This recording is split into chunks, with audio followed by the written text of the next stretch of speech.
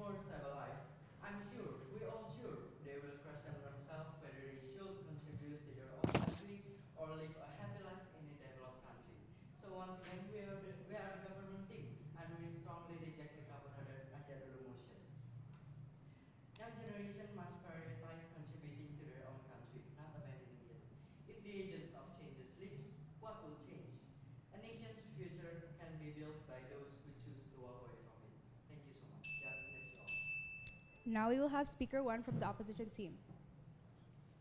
First things first, I must disagree with your opinions. Because if you want the innovators to be inside of our country, but the problem is you do not give opportunities to give them to work. What's the point on having people who actually have those education, but you do not have things for them to work? Anyways, I'm going to proceed with my speech. Today, we proudly stand to support the motion #Kaburajadulu. This movement is judged as a form of betrayal, but in reality, it is a rational response towards an unfair system. #Kaburajadulu does not mean abandoning your own country. It means hating your own nation. It simply means when opportunities, judges, and welfare is no longer guaranteed in our own nation. People choose to seek elsewhere in order to survive and live. This movement was born because of the few opportunities faced by young people today. The job opportunities are limited and series of not enough, much rising cost of living. Corruption still blocks competition and bureaucracy that slows down progress. Many feel that no matter how much they work, the system does not reward them fairly. In such a condition, this is not always a sign of loyalty. It can also bring trapped in a cycle of inequality. Supporting #Kaburajadulu does not mean supporting the right to live in dignity. Economic survival is not a privilege. It's a basic human right. People is not able to support themselves and their families before they could talk about patriotism. Loving a country should never mean being forced to suffer endlessly inside of it. When people go abroad, they do not go empty-handed. They gain knowledge, experience, discipline, and global perception. Many of them return with skills, investments, and new ideas that will help develop their own country. Therefore, #Kaburajadulu is not a threat to this nation. It is a signal that something inside of this nation needs to be fixed. Thank you. Now we welcome speaker two from government team. Good morning, educators, opposition, and members of the House. I rise today to defend the powerful, principled, and necessary case presented by the government members.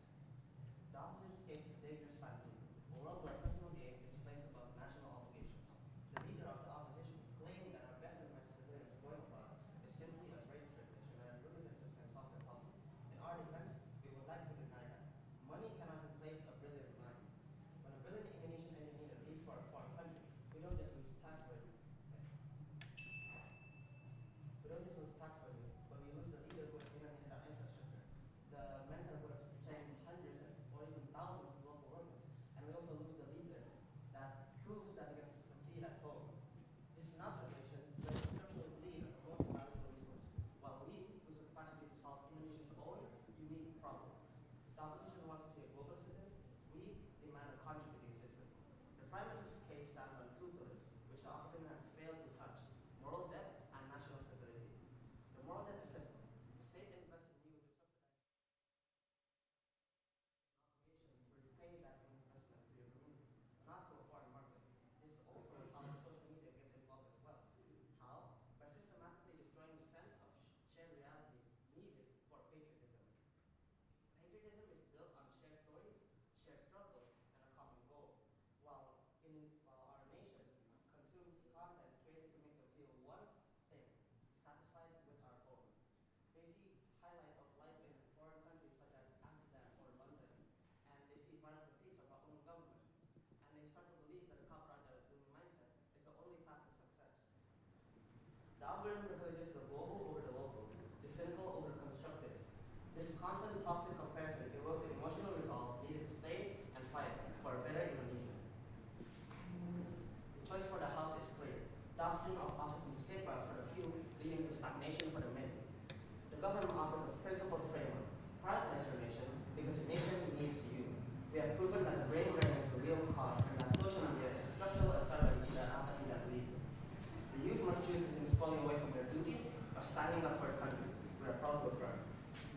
Now we have speaker 2 from opposition team. Thank you. I will now respond to the argument from the opposition and strengthen our own opinion. Honorable judges and respected opposition, they will say that if smart and skilled people were to leave the country, then no one will be left to fix it. This sounds patriotic, but it ignores reality. You cannot expect people to keep fixing a system that continues to oppress them. When workers are underpaid, when corruption blocks opportunity, and when merit is ignored, staying becomes self-sacrifice without justice. No one should be forced to destroy their future just to prove their loyalty. They may also argue that leaving the country is unpatriotic, but patriotism is not defined by location. Many of those who do leave still support their families, still send money home, still invest in businesses, and still help the economy just as much as those who choose to stay. Loving your country does not require you to stay physically. It requires you to care about its people and its future. And sometimes the best way in achieving that is to look for better opportunities elsewhere. History also proves that progress comes from movement. Nations grow because the people learn from the outside world, adapt to global standards, and bring knowledge back home. Development is built through exposure, not isolation. And most importantly, hashtag Kabur Aja Dulu did not appear without reason. It reflects disappointment within the people towards rising living costs, limited opportunities, and weakening public trust. The government has failed to put the people's interest at heart and as such lose the luxury of a supporting public. Instead of blaming the young people for wanting to leave, we should question as to why staying in this country no longer feels secure. A strong government and therefore a strong country does not force its people to stay, it makes them want to stay. And that is why we, as the opposition, continue to remain in firm support of hashtag Kabur Aja Dulu. Yes. Golden Indonesia 2035 needs young educated generations contribution. How will you achieve it if young generations do it? This does not mean young generations contributing to Indonesia does not necessarily leaving the country does not necessarily mean not contributing to the country. They can learn global skills, global perspectives, and return back to the nation with far greater knowledge and experience that could help contribute the nation. Thank you. Now we have speaker 3 from government team. Honorable adjudicators, distinguished members of the House, and respected opposition. We in the government have listened very closely to the arguments from the opposite team. And while they talk a lot about individual choices and freedom, it ultimately leads to a future where Indonesia continually subsidizes the human capital of richer nations. Our vision is different. We must be a generation of nation builders, not a generation of escape. Today, the opposition's case falls on 3 major failures: their misunderstanding of the social contract, their lack of a plan for Indonesia's capacity building, and their refusal to acknowledge the long-term cost of prioritizing other nations before our own. The opposition repeatedly argues that youth have the right to seek a better life. Well, we do not deny that, but rights exist within a social contract. Indonesia's education system, such as public school, government-funded universities, and national infrastructures are all funded by taxpayers. And Indonesia's Ministry of Finance notes that more than 20% of the national budget goes to education every single year. And UNESCO even classifies Indonesia as a high public education investment system. This means that every young educated people aren't merely benefiting personally, but is the recipient of a national investment. The World Bank's 2022 Human Capital Report warns that countries with high outward migration of skilled youth lose value in the economic and see slower development in key sectors. So when the opposition says let them go abroad immediately, they're essentially asking Indonesia to pay for their education while countries like Australia, Singapore, and America enjoy the returns. That is not freedom, that is subsidizing the global north, which means that Indonesia is helping rich and developed countries by sending them smart and educated workers or students while Indonesia gets nothing back in return. That is not freedom. Prioritization matters. Contribute to your country first, then go abroad. Members of the House, the government has stood firmly on 3 pillars: a moral and economic social contract, a realistic development strategy for Indonesia, and a rejection to the Kabur Aja Dulu mentality. We are not saying never go abroad. What we're saying is prioritize the nation that raised you before the nation that didn't. This motion asks the youth one simple question: will you run first or will you build first? We firmly stand for a generation that says we build first, together, here at home. Thank you. Now we have speaker 3 from opposition team. Honorable Judge and respected opponents, as the final speaker, I will explain why supporting hashtag Kabur Aja Dulu creates meaningful impacts and represents a realistic future. When large numbers of people choose to leave, it creates real pressure on the government because the loss of skilled workers, declining trust, and public criticism force leaders to reflect on their failed policies. This movement creates a warning that the system is no longer working for its people. Silence changes nothing, but action, such as leaving the country, demands attention. On an individual level, the motion Kabur Aja Dulu gives people a chance to break free from economic and social limitations. Many young people who leave gain financial stability, lift their families, and escape cycles of poverty. Those who leave the country can send money to their families who stayed in Indonesia, which those monies can be used to create more opportunities for the country, to build new schools, improve their countries, and fix their existing issues. When the current issues are fixed, people will come back and will contribute more to the country. Some young people return with greater skills, confidence, and capital. This builds stronger individuals, and stronger individuals build a stronger nation. There is also a psychological side to this movement. Hashtag Kabur Aja Dulu is about escaping hopelessness. It is about choosing growth over stagnations, dignity over forced patience, and opportunity over empty promises. Hope is born where opportunity exists. Thank you. Government team, please pick someone to respond.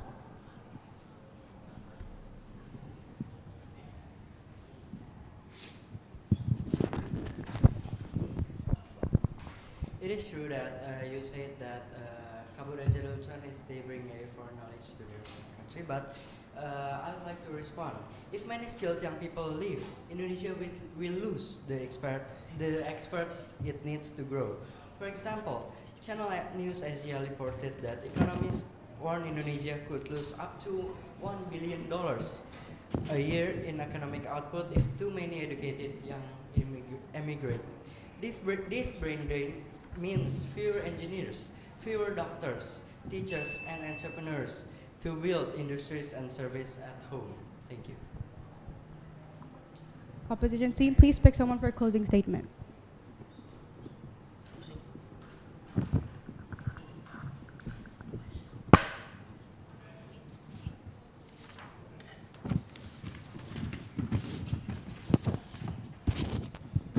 Okay, thank you. I will now present our conclusion. In the end, this debate is not about running away from responsibility. It is about refusing to accept injustice as a way of life. The opposition wants people to stay in the name of nationalism, even if it means suffering. But when people feel mistreated and unheard by the government, it is no surprise that they would choose to abandon it. We believe people deserve choices, fairness, and opportunity. According to Compass.com and Business Economy, suggests even the official minimum wage increase appears insufficient. For 2025, the national average provincial minimum wage, or UMP, was reported at about 3.32 million rupiah. How do the nation workers contribute to the country if the system does not support their hard work and hard work goes unappreciated? Hashtag Kabur Aja Dulu is not about giving up, it is about rising up. Therefore, we strongly and confidently support the motion. Thank you. Now that the debate has ended, thank you to the judges and debaters. Good luck and may the best debaters win. To exit the room, please follow our usher Nicole, and judges, our usher Jocelyn will collect the scores. Thank you.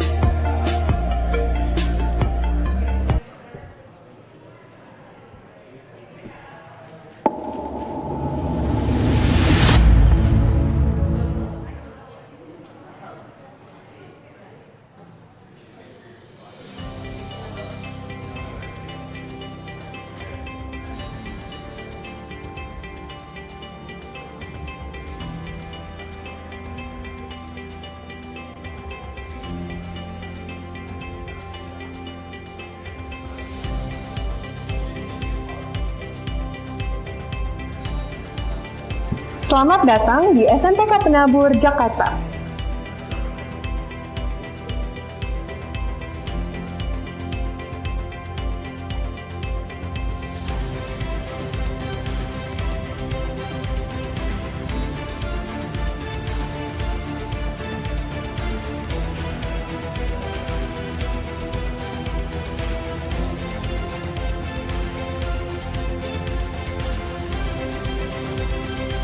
BPK Penabur merupakan lembaga pendidikan Kristen yang berada di bawah naungan Gereja Kristen Indonesia, yaitu GKI.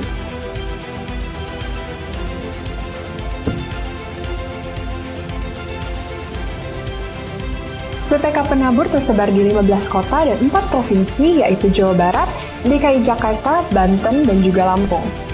Sebagai sekolah yang memiliki moto iman, ilmu, dan pelayanan, BPK Penabur memberikan pelayanan berdasarkan nilai-nilai Kristiani.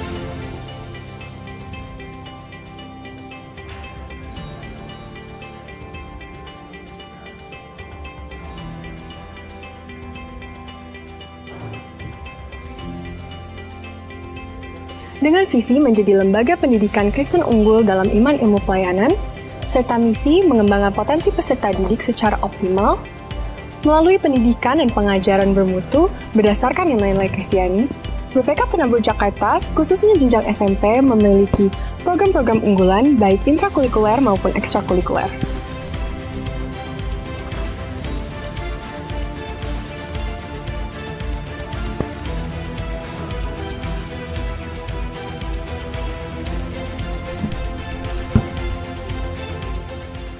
Program-program tersebut bertujuan untuk mengembangkan karakter peserta didik seperti Pumping Up Achievement, Das Character, dan PKBN 2K. Selain itu, ada juga program-program yang bertujuan untuk meningkatkan keterampilan dan kepemimpinan peserta didik dalam rangka menyambut revolusi industri 5.0, seperti program OSIS, MPK, Pramuka, dan juga Ekskul. Serta ada juga program-program yang bertujuan untuk menumbuhkan semangat entrepreneur di era digital seperti Yes Generation.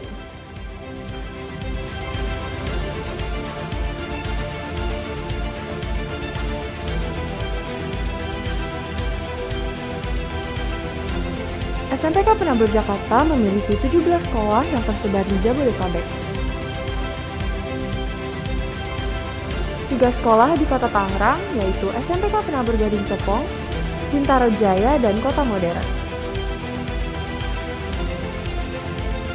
1 sekolah di Jakarta Barat, yaitu SMPK 7,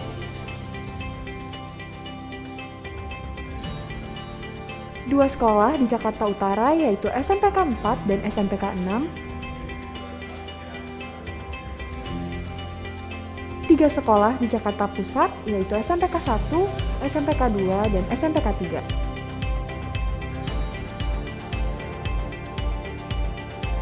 1 sekolah di Jakarta Timur, yaitu SMPK 5, 1 sekolah di Jakarta Selatan, yaitu SMPK Penabur Tirta Marta Pondok Indah, 2 sekolah di Kota Depok, yaitu SMPK Penabur Depok dan Tirta Marta Cinere.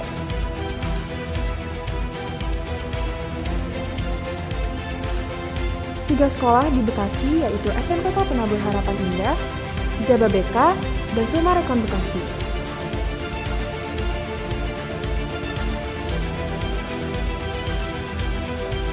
Dan 1 sekolah di Cibubur, Kabupaten Bogor, yaitu SMPK Penabur Kota Wisata.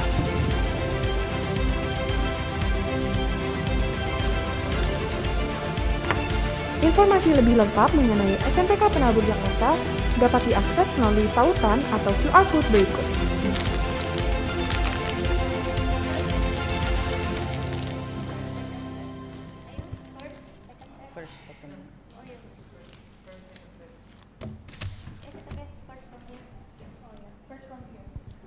Harus di situ.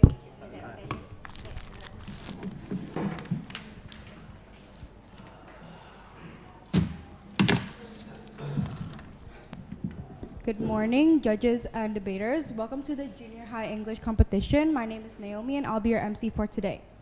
Before we start, I will explain a bit about the rules. Number 1, each speaker from each team has 3 minutes to speak and a maximum 3-minute response speech. This is our bell ringer, Jonathan, and when he rings the bell, 1 time is 30 seconds, 2 times is 2 minutes 30 seconds, and 3 times is 3 minutes. POI. The POI is offered during the opponent's speech when the bell ringer rings the bell 1 time. The offer of POI ends when the bell ringer rings the bell twice. POI requests can be accepted or denied. Request POI 1 at a time and do not interrupt your opponent twice in a row. POI should only be 15 seconds and be relevant. The last and final rule is be polite and respectful towards everyone in the room. For the teams, we have SMPK Harapan Indah, which is Alvaro, Andre, and Gabriela, which will be the government team. And we have Gabriel, Kezia, and Nathan from SMPK 2 PENABUR, which will be the opposition team. For the motion of this debate is, this House regrets how cancel culture has replaced genuine accountability with online hate. The context of this motion is, cancel culture refers to a social phenomenon where individuals, public figures, or organizations face public backlash, often on social media, because of statements, actions, or behaviors that are considered offensive or inappropriate. This backlash can take form of boycotts, unfollows, or mass criticism, and may lead to loss of reputation or opportunities. The term cancel is used to describe the act of collectively withdrawing support from someone as a form of social punishment. First, we will have speaker 1 from the government team. Thank you. Good morning, dear judges, timekeeper, and also the opposition team. So, have you ever searched something on your For You page, and the next thing that pops up is something that you have been searched for? That's how algorithm works. So, whenever you search something bad about a person, the next thing that will pop up on your For You page is something that you've searched for. And that's one of the reasons. Cancel culture is very subjective. But what is cancel culture and online hate? Online hate is generally defined as expressions of abuse that targets individuals or groups based on their religion, race, ethnicity, nationality, gender, and/or disability, and remains a persistent problem on social media platforms. While cancel culture, according to Britannica, is the removal of support for individuals and their work, or for a group, an organization, or company due to an opinion or action on their part deemed objectionable to the parties calling them out. Cancel culture often takes the form such as boycotting. We regret now cancel culture has replaced genuine accountability of online hate. But why? First, it supports a mob mentality, removing any room for critical thinking and replacing it with immediate social condemnation. Furthermore, said condemnation is carried out by supporters, no thank you, who oftentimes don't even know if the offense was true or not, only that the public has found them guilty. This lack of regard for the full picture almost always results in the accused of being effectively banished from their community and without any effort done to fully understand the whole debacle. In addition, cancel culture creates a negative environment and hate that often snowball from just a single thing one person said online to something akin to a crusade against those who have been found guilty. This negativity isn't simply tied down to cancel culture, but it more often than not and easily branches off into every single thing simply tied down to cancel culture, and the most prevalent, of course, being cyberbullying. Thank you. Take the case of Johnny Depp. He was falsely accused of household abuse by his own wife, yet he received treatment as if he was a criminal and gets cancelled because of a false allegation. He was immediately caught under fire by the wider public for these allegations, despite the fact that he was not a criminal. As the resulting of cancel culture ensued, Johnny Depp was fired from the production of film Fantastic Beasts on the November 2020. This case further proves that cancel culture is a dangerous tool that spreads quickly and ruins careers in a matter of moments. Thank you.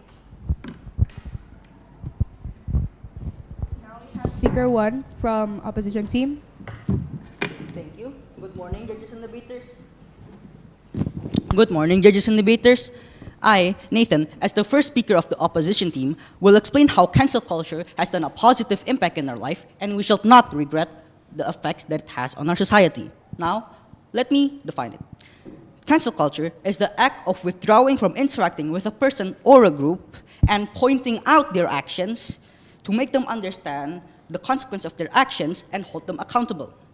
Now, In practice, what cancel culture actually does is it empowers the public by demonstrating that a collective public opinion, rather than a small group of elites, can help change culture and dictate the terms of public discourse and commercial success. It also defends the weaker people by giving the marginalized a voice to speak out against discrimination and reach for help. Let me use a case. Firstly, Harvey Weinstein.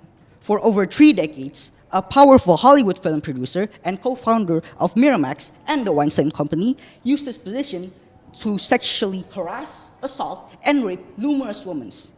This was an open secret in Hollywood, with many aware of it but unwilling or afraid to change it due to his immense power, influence, and his tendency to be ruthless. Traditional ways of holding accountability, such as legal repercussions and institutional authority, has failed by him using a network of allies and private investigators to hold secret legal settlements and NDAs, or non-disclosure agreements, to silence them. And in this case, the film industry as a whole turned a blind eye to it. This includes agencies, award bodies, and studios. This has shown that traditional ways of accountability has chances to fail. This is where cancel culture comes in. In October 2017, several explosive reports featuring the detailed on-the-record accounts of numerous women accusing Weinstein of sexual... Yes, you may. To circle back about how cancel culture can become a way for the public to empower themselves, is it appropriate as the tone of cancel culture oftentimes becomes a negative one? Now, how negative it is, it can sometimes vary from cases to cases. But cases such as cyberbullying and hate crime falls out of the jurisdiction of cancel culture and is actually illegal. Is the time up? No. Now, this is where cancel culture comes in. It's not a mob mentality, but it's a way for collective opinion to help punish someone, not for minor transgression or difference of opinion, but for necessary outrage of public outrage that finally held a serial predator accountable for his actions, where every other single system has failed. Thank you. We believe that cancel culture provides near zero benefit to the public. The cancellation of a certain individual or organization at best leads to the immediate termination of any and all activities they were currently doing. However, any and all benefits cancel culture has even the slightest chance of giving stop at that point. The punishment dealt to the condemned is swift and immediate. However, the punishment in question does nothing to change the individual or organization. The wrongfully accused still remain wronged and betrayed by society, while the guilty remain the monsters they were. Furthermore, cancel culture can oftentimes backfire, as the zealous rush of the wider public to condemn those they've deemed wrong can oftentimes result in the supporters of the condemned strengthening their resolve and even pulling in more supporters as they feel bad for the condemned. However, how does cancel culture replace genuine accountability, you may ask? Well, first of all, genuine accountability is the process of taking responsibility for harm in a way that leads to understanding, repair, and growth, instead of humiliation or destruction. Genuine accountability involves, first and foremost, critical thinking and analysis of the case at hand. It also requires a calm mind and the willingness to look at the case from a different perspective. However, cancel culture does none of that, and it flips everything on its head. Due to the mob mentality, as well as the general negativity of cancel culture, almost all critical thinking is removed. Furthermore, this also removes any chance the condemned to defend themselves. But it doesn't stop at that. Cancel culture can oftentimes evolve into a if you're not on my side, you're on their side philosophy, thus resulting in a situation where just about everyone hates each other. What you're left with is an absolute mess, resulting in an online mob attacking just about everyone that doesn't agree with them, Yes? Aren't you conflating cancel culture for a hate crime? No. Cancel culture oftentimes leads to negativity and thus, yeah. Furthermore, the party that was deemed wrong is practically banished from society and have very little chance of recovery. And then there's a lot of people who have been caught in the crossfire as they've been deemed wrong because of things like affiliation to the condemned or simply trying to remain neutral. Thank you.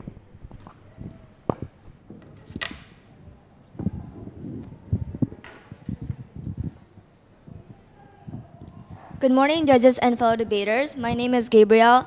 I am the second speaker of the opposition team. Today, I stand here to correct the misconceptions of cancel culture and to argue that cancel culture is necessary and beneficial for society.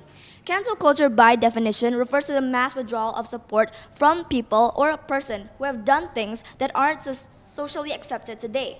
The claim that cancel culture has turned social media or society into a toxic environment is factually inaccurate. These happen not because of cancel culture, but because of the individuals who misuse it to the extent that is outside of its original purpose. The extra hate that you see does not fall under cancel culture. Those fall under hate crime, cyberbullying, and or doxing, which in many jurisdictions are considered illegal. The existence of abuse should not erase the legitimate purpose of cancel culture. People are misusing the concept, not that the concept itself is harmful. Blaming cancel culture for its misuse is like blaming a car when a drunk driver accidentally harms an innocent civilian. It's the driver's fault, not the car's. The driver misused the car as a tool to conduct harm, not that the tool itself is harmful. No tool in this world is inherently dangerous. It must be paired with bad intentions from people who want to use it to conduct harm. Same with cancel culture. Opportunity plus intention equals to action. Opportunity without intention does not equal to action. If the only justification to abolish cancel culture is it can be misused, then by that same logic, freedom of speech, anonymity online, and even social media should be abolished. But the government does not ban those things. Why? Because you don't ban entire mechanisms or systems just because some people misuse it. Also, if cancel culture is removed, you're essentially removing its benefits for society. In 2017, the hashtag #MeToo movement helped thousands of women and some men to speak up about their harassment. Yes, sorry.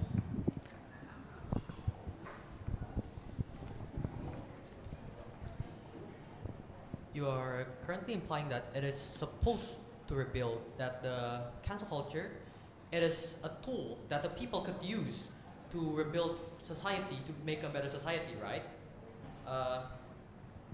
If that's the case, why is it more often than not, people would, am I supposed to stop? Why is it that more often than not, people would just boycott the person and not just make a petition or something to help rebuild them? Why do they just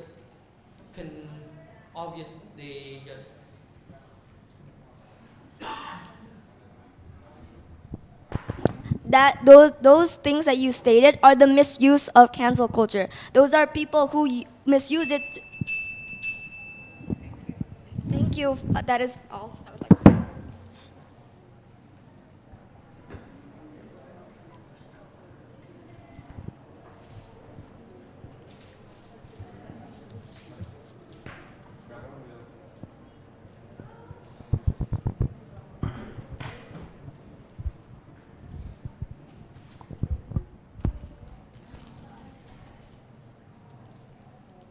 As we have all heard from our team's previous speakers, simply said cancel culture is bad, even though the opposing team states otherwise, that it could be used for the greater good.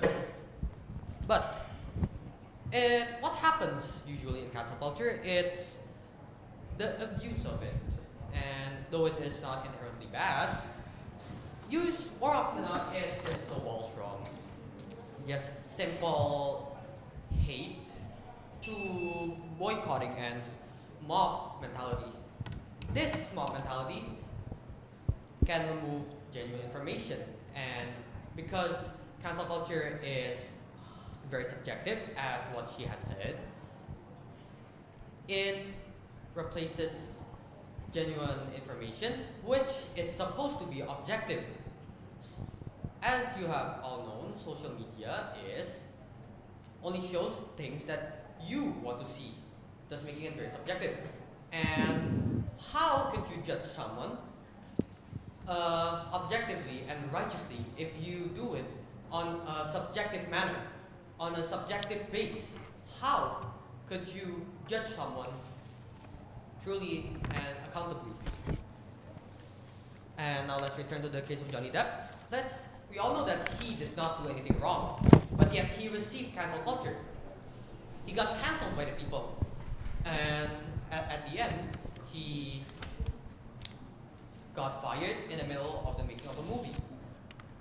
And all that misinformation was spread because of cancel culture itself. And thus, I now conclude that cancel. Yes? Now, for the case of Johnny Depp, wasn't he actually sued by Amber Heard and not cancel culture, which is not the reason why he was fired? He was sued. That is the reason why he was fired. Why would you mix it up with cancel culture? Thank you. He was sued, but the verdict that happened after that is that he did not do the thing that was allegedly he did. He did not abuse Heard. So that means that company who fired him probably got the misinformation that he abused his wife. And thus, I now conclude that cancel culture removes and replaces genuine and accountable information because it supports mob mentality and provides near zero benefit to the people affected by it. Thank you. That is all.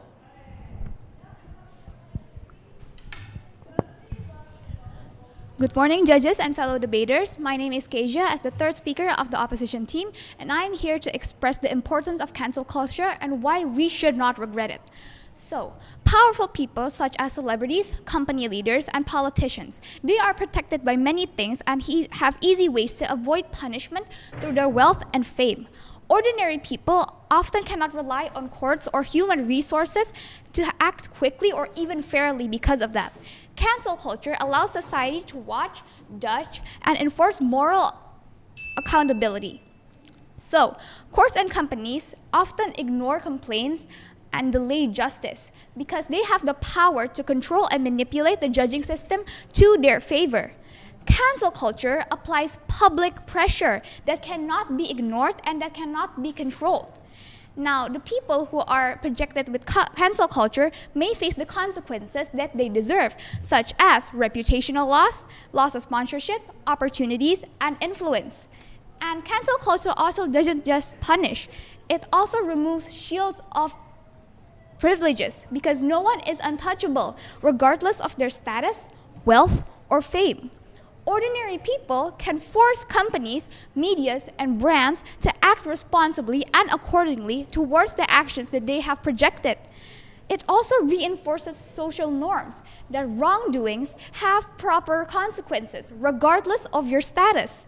So without public accountability, misconduct can stay hidden, go unnoticed, and be repeated for years. Now, victims often cannot pursue justice alone. This is due to fear, lack of resources, and power imbalance. Now, this is projected through a case that happened in 2022 when a famous talk show host, yes. If victims of said misconduct cannot pursue any form of justice alone, then why don't they just group up? Because oftentimes, from what I think, the misconduct can happen to a group of people, not just a single person. Yes, and that grouping up is cancel culture. Cancel culture is coming in as a society as a whole to go against the thing, a person or an organization who have done wrongdoings. That is the act of cancel culture. So, a case I would like to bring up is that a case that happened in 2022 when Ellen DeGeneres, a world-renowned talk show host, got canceled and had backlash because reports revealed a toxic workplace. This happened because cancel culture. Cancel culture helped people, employees, all the people who had got their voices silenced because of the people with higher power, silencing them. So, without society's attention, the employees' voices may have been ignored and nothing would have changed. Cancel culture changed that by amplifying victims' voices. It also promotes systematic changes and raises world awareness. Thank you.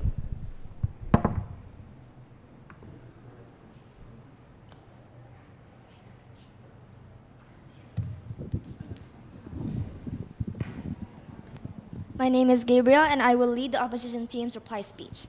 Every human being is gifted with a fundamental universal right called human rights. And with every right, we must be responsible for it. If you're brave enough to say or do something, you must be brave enough to suffer the consequences. And from this, we can learn that cancel culture pushes people to act and say things carefully, to avoid provocation, hate, malice intent, and false accusations. So, to prevent further disadvantages, instead of abolishing and eliminating cancel culture as a whole and eliminating its benefits for society, we should just enhance the prevention of its misuse. Firstly, before canceling someone, it is very important to fact check and verify the information and evidence given. We should not join a cancellation out of FOMO or just simply because others are doing it. This could lead to hoax and false accusations. And we should also give a response that is proportionate to the damage that the accused has done. Disproportionate reactions often fueled by misinformation, mob mentality, and the refusal to let people correct their mistakes often undermine the legitimacy of accountability. Instead, cancellation should be conducted in a measured, human, and rational way to allow the accused to make amends and demonstrate ways to show that they have acknowledged what they've done wrong. And to prevent overhate, we must promote education and awareness such as digital literation and add more restrictions and policies for inappropriate language online in social media. And also to prevent further misuse of cancel culture, we must also remind people that there are many laws that can be hold them accountable for hate crime, cyberbullying, and or doxing, which in Indonesia are regulated under Article 26 of Law Number 19 of 2016 concerning electronic information and transactions, which provide legal protection against doxing. Law Number 11 of 2008 concerning electronic information and transactions, which was later amended by Law Number 19 of 2016 concerning electronic information and transactions, which regulates cyberbullying and several provisions to the misuse of technology. And lastly, Article 70, Law Number 39 of 1999, which regulates hate speech. If this is upheld and sustained, it'll create a better society and it'll keep the benefits of cancel culture, which provide power to the powerless and pushes people to be accountable and hold responsibility for their actions and or words. That is it from the replying speech of the opposition team. Thank you, judges and fellow debaters, for your attention.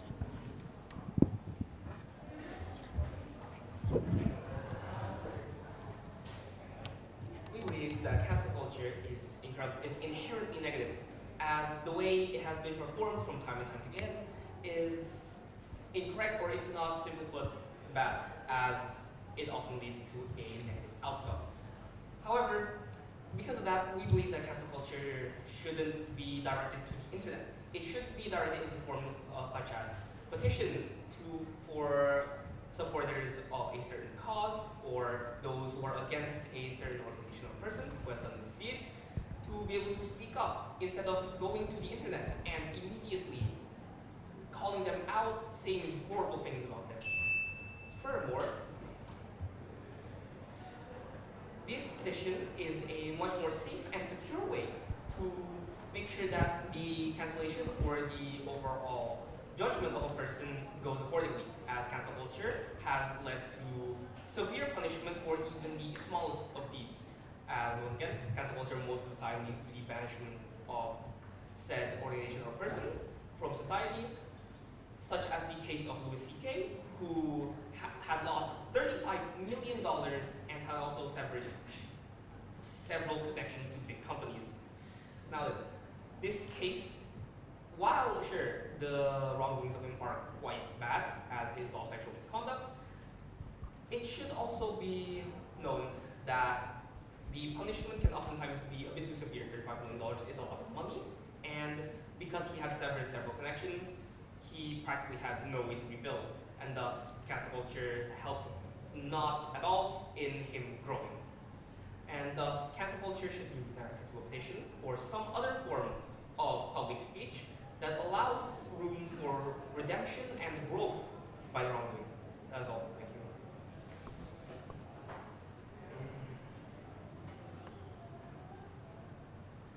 Now the debate has ended. Thank you to the judges and debaters for participating in the competition. Now you can exit the room following Usher, Nathan Cole to the case building room, and judges have been informed to remind you to fill in all the blanks in the paper sheets. Thank you.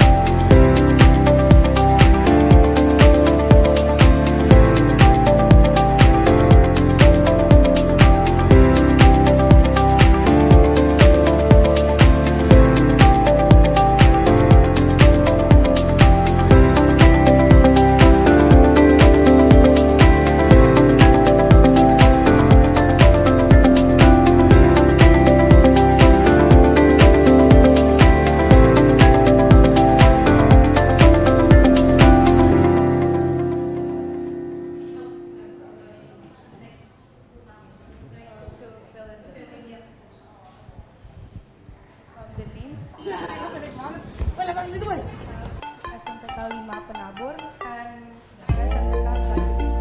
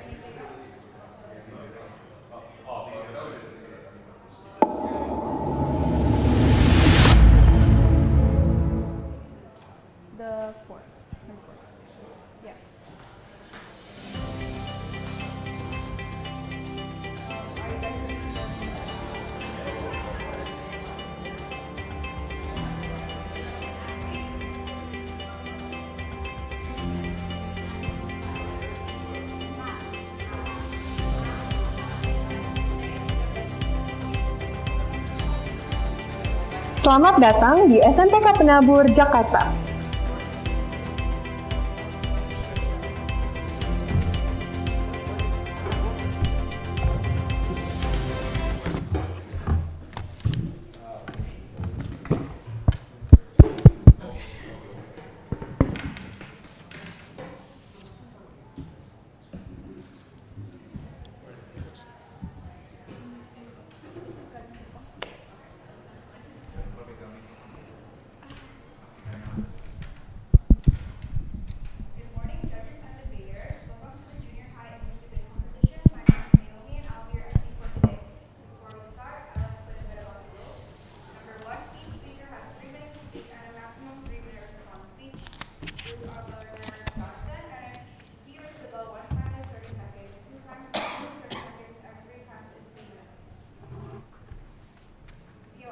The POI is offered during opponent's speech when the bell ringer rings the bell one time. The offer of POI ends when the bell ringer rings the bell twice. POI requests can be accepted or denied. Request POI one at a time and do not interrupt the opponent twice in a row. POI should only be 15 seconds and be relevant.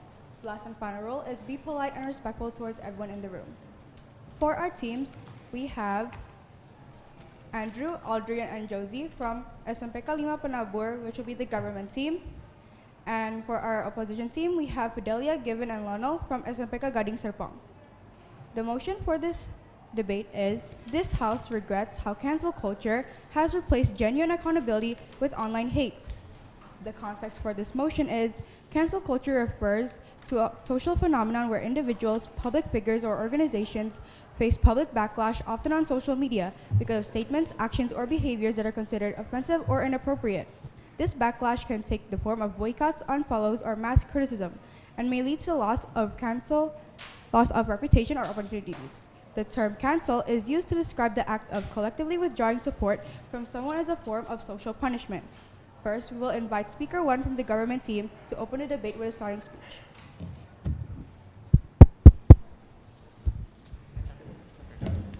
Good morning, ladies and gentlemen, our honorable judges, and also our opposition team.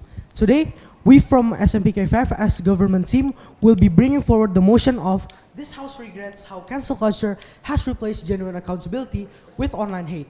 We strongly believe that cancel culture is commonly understood as a mass online reaction where individuals are shamed, attacked, and also humiliated, usually through online platforms, or sometimes, if it goes to some serious cases, it could go to the court of law or also in real life situations. This is due to a perceived wrongdoing that are usually in forms of allegations and also usually are spread via the internet, like from platforms like such as Twitter, Instagram, and also YouTube, or maybe some blog posts and some news.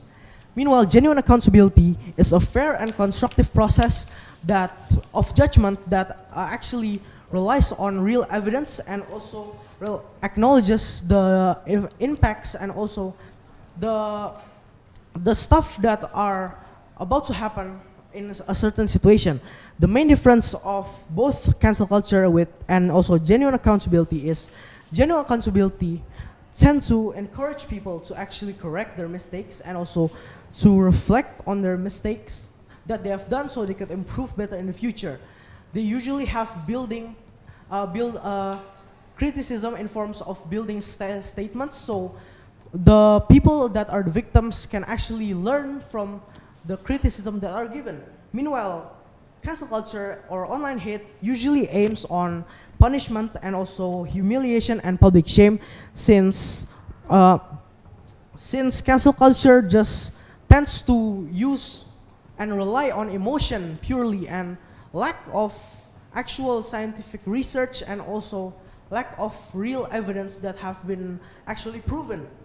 And also the loss of fairness and context is a major issue in cancel culture and online hate. Meanwhile, genuine accountability actually relies on real evidence, how it happens, what had happened, and also why it happens. Also, all of those aspects have been removed in cancel culture entirely on most cases, because cancel culture just tends to rely on the emotions of people that are trying to cancel someone. And lastly, cancel culture also creates fear. People that are the victims of cancel culture tend to be silent and not actually clarify more, because in cancel culture, because when they are being canceled by someone, they are scared that whatever they say or like use in an apology will be used furthermore against them in future criticism. So thank you.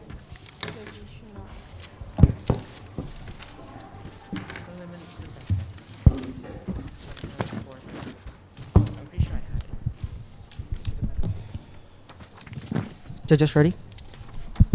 Test. Okay, so us as the opposition, we stand against the motion. And first of all, you have not defined what cancel culture really is and how it equals to online hate. But first of all, let me counter-define your definition alone. First of all, cancel culture is the act of withdrawing support in the form of boycotting. And first of all, let me tell you what boycotting really is. Boycotting is an action that is intended to take or hold someone responsible, and it does not involve harm or violence. By definition, it does not involve harm or violence, and it is intended to only hold people responsible for their actions, whereas online hate is unprovoked and baseless hostility, usually without definitive proof. And there are a couple of burdens that we will be proving in this debate in order to win. First of all, we will be proving that cancel culture and online hate are two distinct stuff. Second of all, is how cancel culture still produces accountability, often in a more effective way than how genuine accountability really is. And first of all, cancel culture does not replace genuine accountability, rather it enforces it. Third of all, is how the net benefit of cancel culture far outweighs the harm that it causes. Which brings me to my first point. My first argument is how cancel culture gives ordinary people a voice. Imagine a world where only the people with power and social standing can give their voices. We want to live in a world where people with lower power can also call out people for offensive behavior. Here in a 2021 research, it has shown that most citizens, they agree that they should be able and they should be free to call out people for their offensive behavior. And that alone, that citizen and social backlash alone, that causes our point to stand.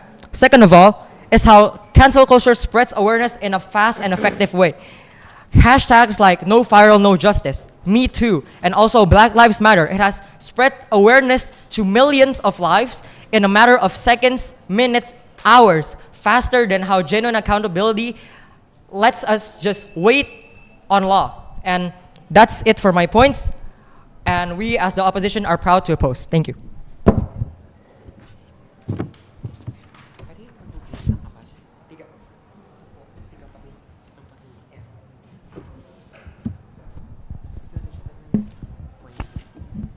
I, as the second speaker, will give a couple of responses along with my points of information. Now, you mentioned hashtag #MeToo as an example of cancel culture doing something good.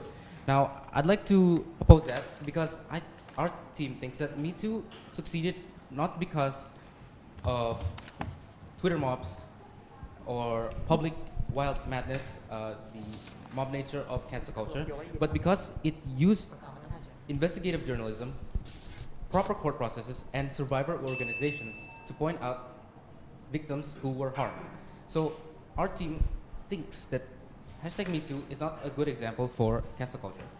A thing I'd like to point out is the religious and philosophical support for mercy and due process, the exact opposite of cancel culture.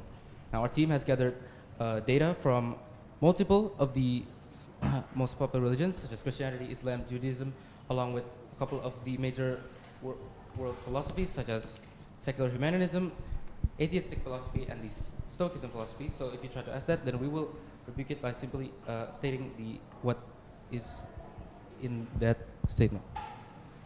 Okay, now I'd like to support, yes? First of all, you stated how religion and you stated Judaism and some other stuff connect to our motion, but I want to ask how this gives a significance to our problem and furthermore solves our case. Okay. The reason why we decided to include this was because it states that it will heavily reinforce of how cancel culture should be a universally unused method of bringing justice, as it focuses more on punishment to the perpetrator rather than bringing awareness to the victim, and it also uses permanent punishment that's sometimes usually very irreversible and can cause permanent damage to not just the perpetrator but also the victims and the crowd supporting cancel culture. Now I'd like to give a couple of examples as to how cancel culture actually only causes more problems. Now one famous example that we might have already heard of is the Will Smith slap incident at the 2022 Oscars. Now this sparked immediate global humiliation and of course cancel culture that targeted his family with offensive memes and different notions.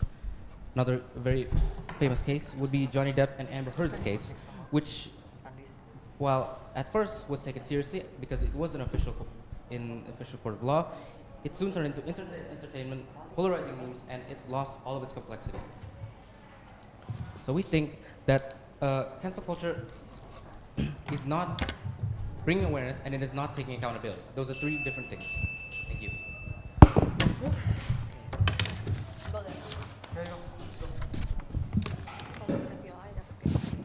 Test. You can use your microphone.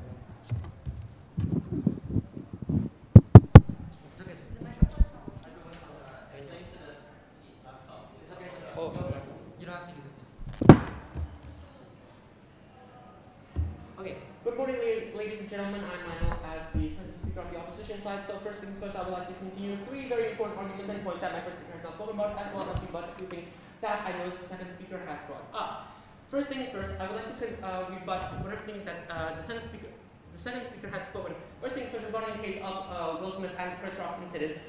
It is important to note that regarding Will Smith's career, he is not entirely ruined. No, his family has forgiven him, and not to mention that that case itself has happened years and years ago, meaning that in the current case, things are very much different with very much conditions where Will Smith is not constantly hated on by the entire world.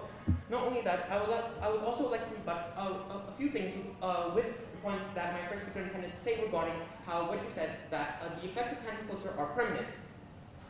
So, but before that, first things first, cancel culture simply pressures change. Online boycotts and social pressure have led several companies such as H&M, Starbucks, Adidas, and so many more to issue public apologies after being called out because of cancel culture itself. Not only that, another argument I want to bring up is regarding freedom of speech. As we know, freedom of speech is a right for everybody, meaning that freedom of speech itself goes both ways. This was for both the people who do get cancelled and for the people who are cancelling them, meaning that both sides have the right to express concerns. Now, regarding your permanent, I'm assuming that what you're meaning here is that these people's careers are ruined. Well, that is simply not true. Why do I say this? Because the thing is, when the reality is freedom of speech goes both ways, meaning that people who do get cancelled also have rights to actually address the situation, and they're not entirely silenced. Take, for example, Shane Dawson, who was a very popular influencer, cancelled in 2020 because of racist comments, blackface, and so many more. He took a break, and upon returning, he publicly acknowledged his mistakes, stated he felt ashamed, and accepted that people might still not like him. Another point here, where we cannot make people not hate someone even after a person has been beaten. No, that we cannot control that. However, with cancel culture, we can make sure and make it urgent so that that person actually owns up their mistakes. Not only that, but he also stated that he learned a lot and wants to move on forward. And not only that, he himself was cancelled, claims that cancel culture has helped him make him realize what matters to him regarding his mental health and other things. Not only that, but there's also an important point I want to bring up regarding what you said earlier, and that you seem to dog down so much on the idea of cancel culture itself, where you say that it is inefficient. It is universal. It is a thing that universally should not be accepted as a solution to dealing with or tackling with conflicts like this. Now, let me ask you something. Do you have a better solution other than cancel culture itself? Thank you very much.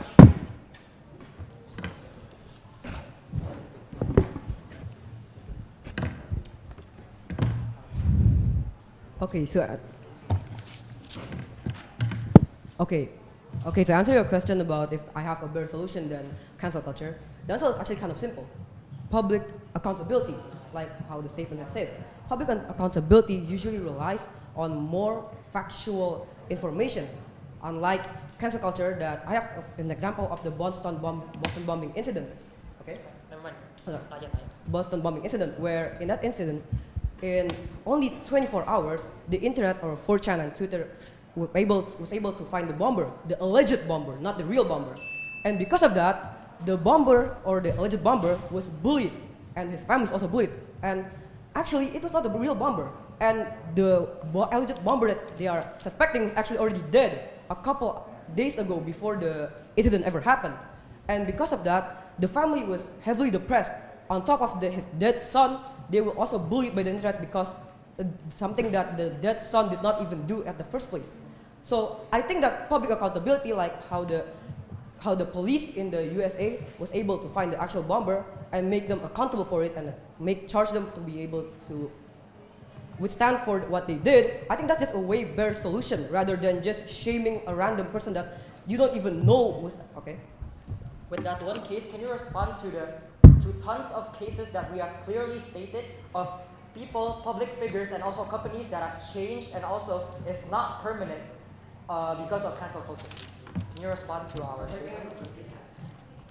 By your case, the bomber case, can you respond to how it far outweighs the benefits that we have clearly stated, where companies are canceled and they right away they publicly apologize for their mistakes? Yeah, I think for the answer for that is they could actually, the cancel company should just do something so that they could make up for what they did. For example, they could make a public apologies, yeah, because for what they did, I don't think they should actually be charged that much by the public, and I think the institution or the country that the company is under should actually be responsible for what they did and charge them for what they did. Okay, so let me continue that Boston bombing case. Because the jurisdictional system was able to charge the actual bomber for what they did, then I think public accountability should be a way better option than cancel culture itself, because cancel culture usually relies on information that are baseless and not guaranteed about its factuality.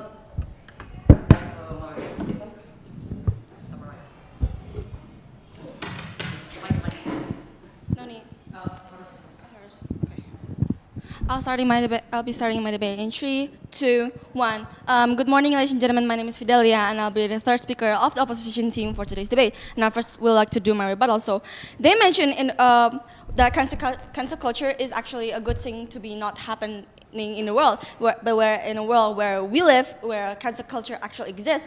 Would you think our world will be a better place where cancel culture doesn't exist? And now moving on to my arguments, which is, first of all, cancel culture means not online hate, is accountable boycotting online hate is unrelated hate. Cancel culture has not replaced genuine accountability, it reinforced it. So basically, I'm just going to repeat what my first speaker and what my second speaker have said, which is cancel culture is actually organizing boycott to demand change, and online hate, meanwhile, is irrational hostility without cause. And then basically moving on to my main arguments, which is 1, cancel culture gives ordinary people a voice. 2, cancel culture spreads awareness. 3, cancel culture pressures change. 4, freedom of speech goes both ways. And 5, cancel culture is not always permanent, which my second speaker and my third speaker has already said and has already actually mentioned, and which where the proposition team has mentioned that cancel culture has become online hate, which they lead to disproportionate,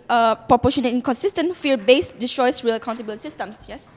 Okay, you say that cancel culture spread awareness, but why does it also spread misinformation, such as cases from James Charles' cancellation to the rumor that Zendaya was pregnant in 2022, which was fake and completely produced, yet cancel culture turned that rumor into some sort of truth that a lot of people seem to agree with? First of all, there's something called karma in this world, which where the truth will always come back wherever you lie. Even though people try to push where this lie should actually be the truth, this lie we're going to push the lie to be called as a truth. But just know that even if you're trying so hard to go and hide that fact, the fact is just going to be the fact, and the fact is unchangeable. And then moving on again to the comparatives, where the proposition has mentioned cancel culture has become online hate, disproportionate, inconsistent, fear-based, and destroys real accountability systems, whereas actually cancel culture is distinct from online hate, accessible tools that express awareness, pressures change, and restores accountability where institutions fall. And that's all from me. Thank you.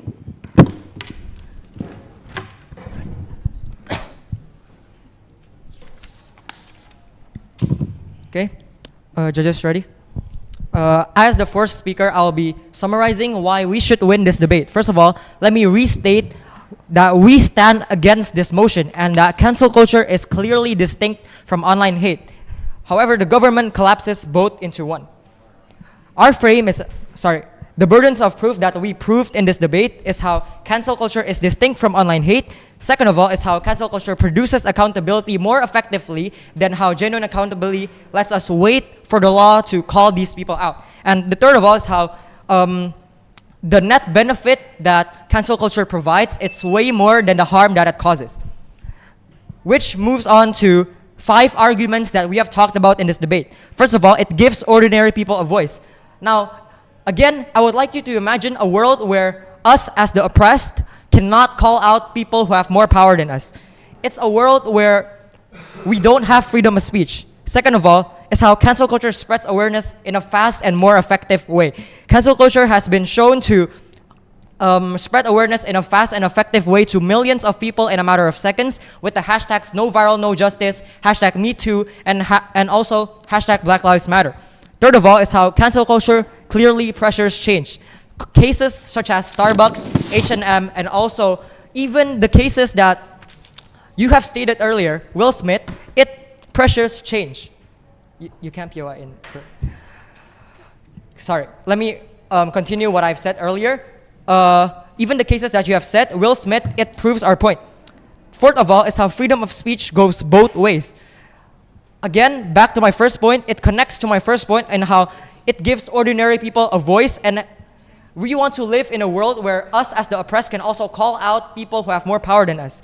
Fifth of all is how cancel culture is not always permanent, shown by the cases that we have already stated earlier, where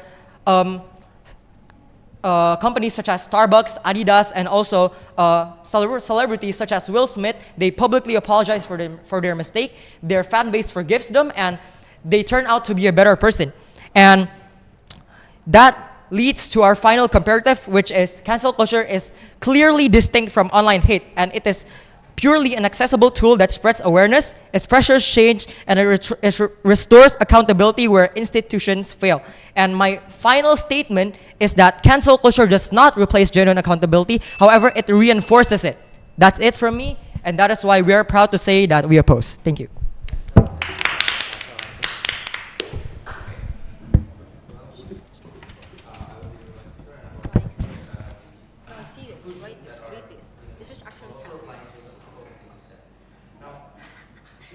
Regarding that, it leaves everybody to have a voice. Now, I think while this could be a good thing, it also promotes hypocrisy.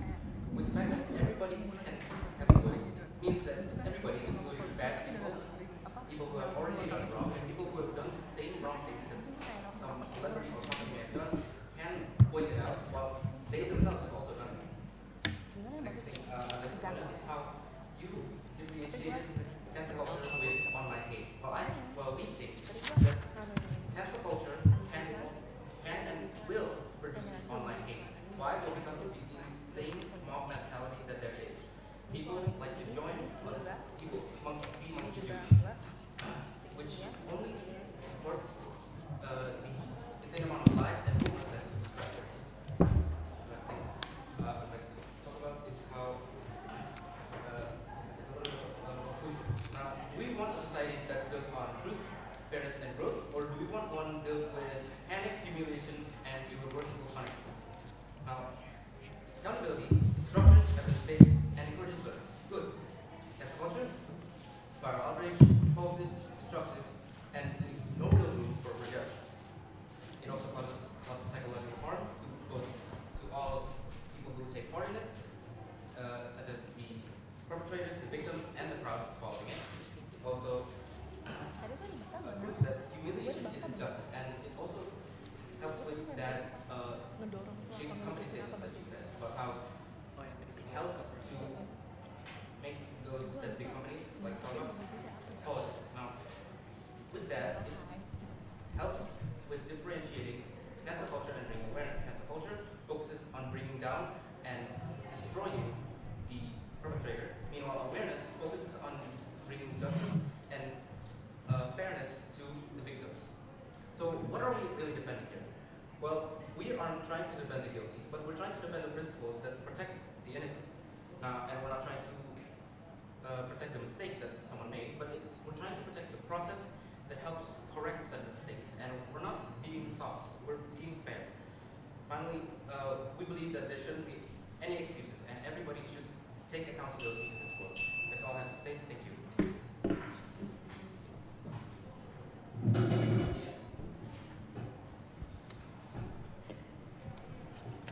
Okay, now that the debate has ended, thank you judges and debaters for participating in the competition. Now to exit the room, please follow our usher Nicole, and judges get ready to give your scoring sheets to the ushers. Thank you.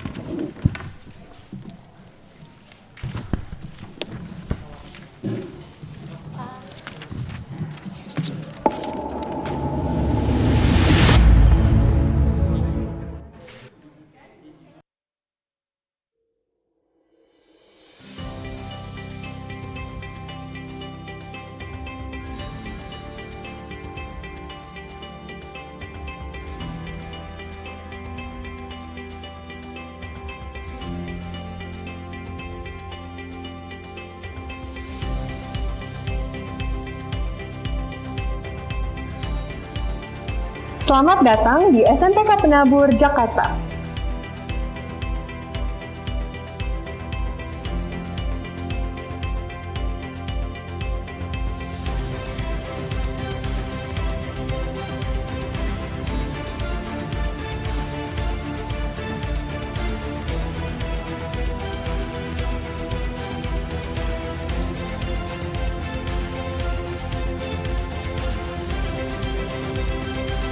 BPK Penabur merupakan lembaga pendidikan Kristen yang berada di bawah naungan Gereja Kristen Indonesia, yaitu GKI.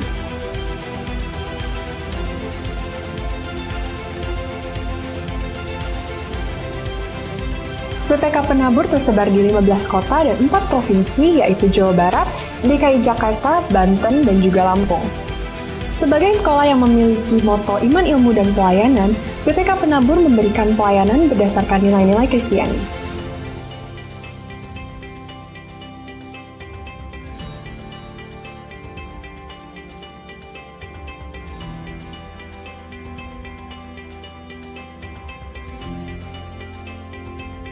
Dengan visi menjadi lembaga pendidikan Kristen unggul dalam iman ilmu pelayanan, serta misi mengembangkan potensi peserta didik secara optimal, melalui pendidikan dan pengajaran bermutu berdasarkan nilai-nilai Kristiani, BPK Penabur Jakarta, khususnya jenjang SMP, memiliki program-program unggulan baik intrakurikuler maupun ekstrakurikuler.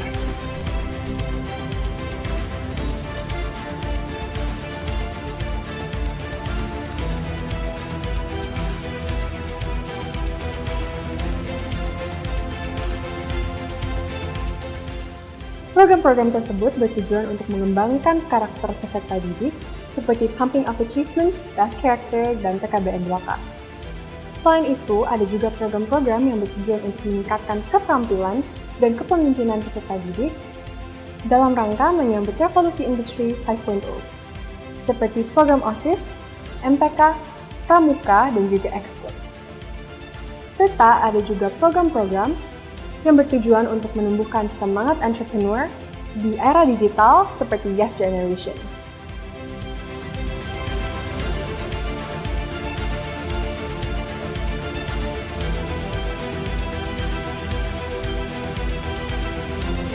SMPK Penabur Jakarta memiliki 17 sekolah yang tersebar di Jabodetabek. 3 sekolah di Kota Tangerang, yaitu SMPK Penabur Gading Serpong, Bintaro Jaya, dan Kota Modern. 1 sekolah di Jakarta Barat, yaitu SMPK 7,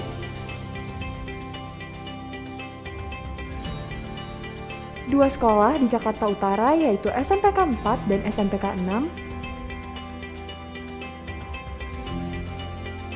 3 sekolah di Jakarta Pusat, yaitu SMPK 1, SMPK 2, dan SMPK 3.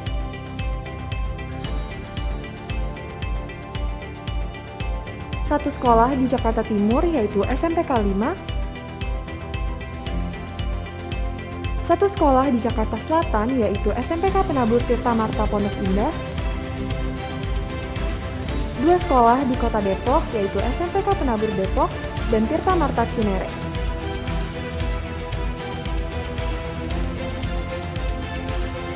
3 sekolah di Bekasi, yaitu SMPK Penabur Harapan Indah, Jababeka, dan Sumarekon Bekasi.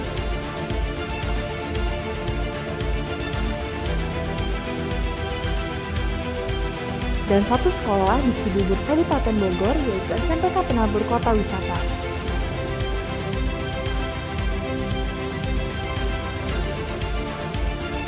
Informasi lebih lengkap mengenai SMPK Penabur Jakarta dapat diakses melalui tautan atau QR Code berikut.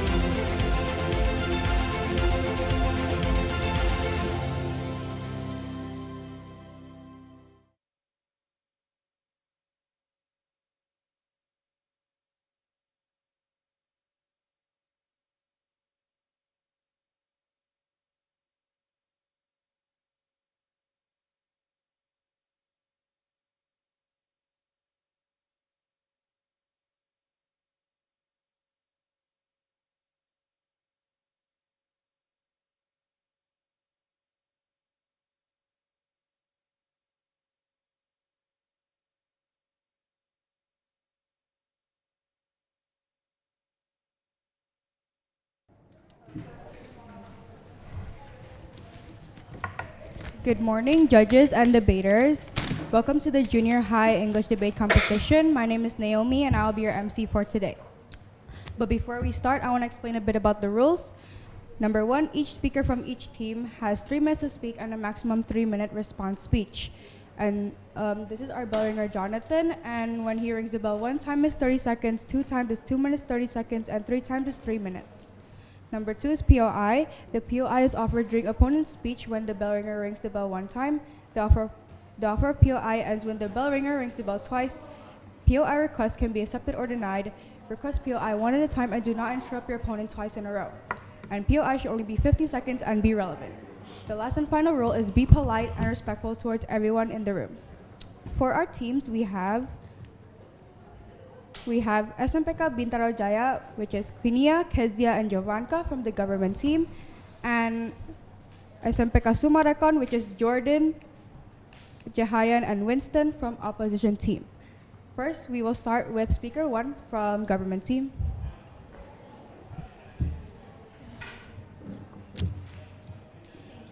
Honorable adjudicators and members of the House, today, as the government team, we firmly believe that cancel culture has turned social media into a toxic place that no longer serves accountability, but instead promotes fear, misinformation, and hatred. First, allow me to define the key terms. Cancel culture is the collective act of publicly shaming, boycotting, and withdrawing support from an individual, a group, a company, and others, usually amplified through social media. Cancel culture started as just calling out people for their behavior, but it has turned into something toxic, which makes social media a toxic place. A toxic place is an environment filled with hostility, fear, and destruction, where people feel attacked, unsafe, and unable to speak or grow because it encourages hatred over healthy dialogue. Cancel culture promotes mob mentality and fear instead of responsible and fair accountability. Instead of letting people explain, correct their mistakes, and apologize, online mobs rush to attack, harass, and destroy reputations of others. This is not fair and responsible accountability.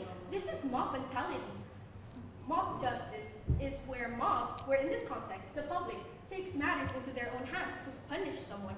Is this really what we want for our society, to have mob mentality? If cancel culture doesn't end, people will continue to have mob mentality and practice mob justice in their daily lives and in social media, which makes social media a toxic place. We cannot also forget the psychological effects that cancel culture could do. Cancel culture could cause anxiety and depression. These are the core effects of cancel culture. And even people who aren't directly canceled could face participatory anxiety. And if those effects aren't already enough, there's an aftermath to cancel culture, which are social isolation, trauma, and destruction of reputation. When a system does more harm than good, we should really question whether it has still stand on a form of accountability or it has changed into a form of destructive force. That's why we as the government team firmly believes that cancel culture has turned into this destructive force that turns social media into a toxic place. Thank you. Thank you. My name is Winston, and I am the first speaker from the opposition.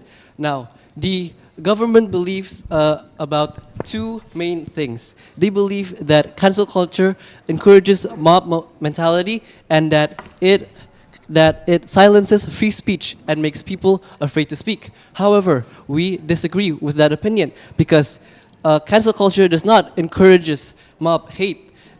We blame it on the algorithm itself. Algorithms, not cancel culture, actually amplifies this mob outrage because the platform pushes angry content because it boosts engagement regardless of the topic itself. Our data that proves that is that AIC from AIC Algorithmic Integrity Review from 2023 showed that posts containing anger-related words are 5 times more likely to be boosted, meaning the mob effect is an algorithmic design problem, not a cancel culture problem. And also, social media was already toxic long before cancel culture itself. Cyberbullying existed years before 2014, and that data that proves that is that the Norton Online Society Index from 2011 showed that 69% of teens experienced cyberbullying, and the YouTube research group from 2012 showed that 40% of high engagement threats contain harassment. And also, the government believes that cancel culture silences free speech. However, most users fear harassment itself, not cancel culture. Free speech threats come from trolls, doxing, and hate, not accountability. And the data that proves that is that the UN Digital Safety Report from 2021 showed that 85% of women journalists faced online abuse that affects their ability to speak freely, meaning harassment silences people far more than cancel culture ever has. Ladies and gentlemen, we must ask ourselves, did cancel culture make social media toxic? Or was social media already toxic long before cancel culture existed? Even before cancel culture appeared, platforms were already filled with hate speech, cyberbullying, misinformation, and anonymous harassment. These problems were built into the system, not created by cancel culture. Cancel culture emerged as a reaction to this thank you.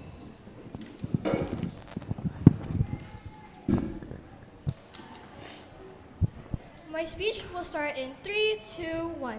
Thank you, honorable adjudicators and members of the House, also the Speaker one of both opposition and the government team. The opposition team claimed that cancel culture is not the same as harassment, but platforms like Twitter, Instagram, TikTok give users the power to amplify messages. Sometimes a minor mistake can be deadly in the public eye. In these cases, it can feel more like public punishment. So, it is just the same as cancel culture. How does algorithm promote mob mentality when mob mentality is basically wanting to take matters into their own hands to punish someone? Let's take an example, like Rachel Zegler, who got canceled from her own movie, which is Snow White, and apparently it has turned into about race and appearances when it should be about her attitude, when we should be media training her. But no, people give death threats instead, and even, yes. Excuse me, I think you got the definition of, the wrong definition of what you said earlier. Mob mentality. Mob mentality is when a mob attacks a bunch of people actually attacks a single person. I think you got the definition wrong. Thank you.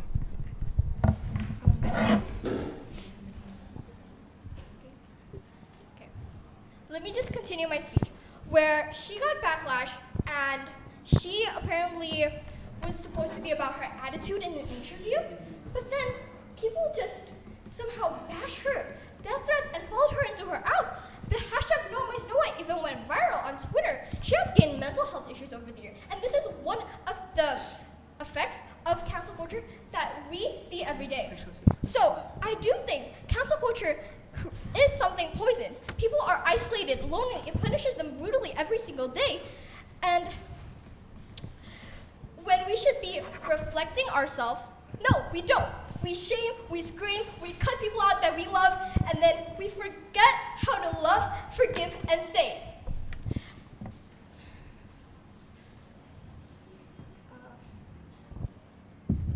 Depression rates are higher than ever, and suicide rates are climbing up the charts because of why? Because of the three things that I said earlier.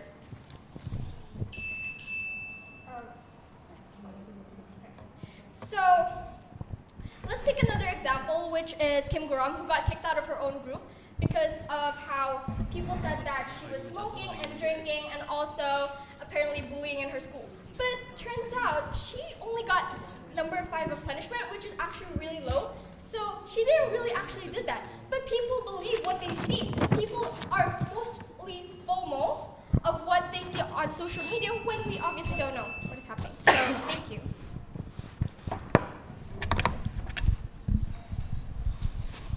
Okay, thank you for the government team for your argument and also your reply. I appreciate it.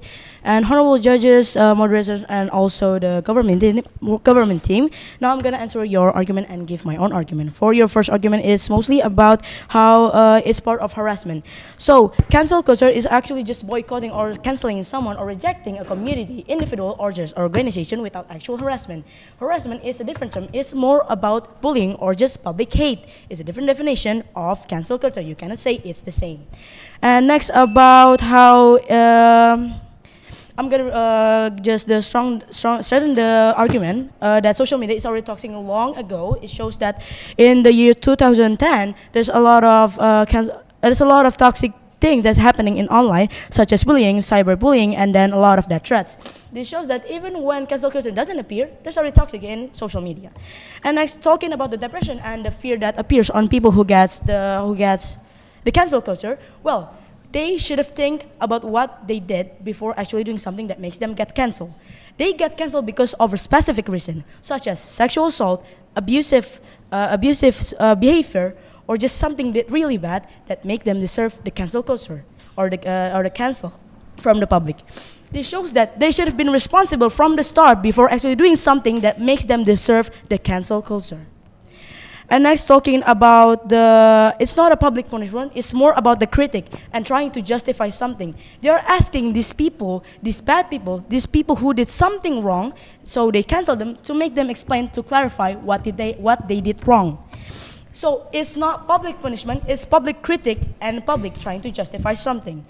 And talking about the case, there's also a case that strengthen that actually support how cancel culture helps this kind of case, such as, P.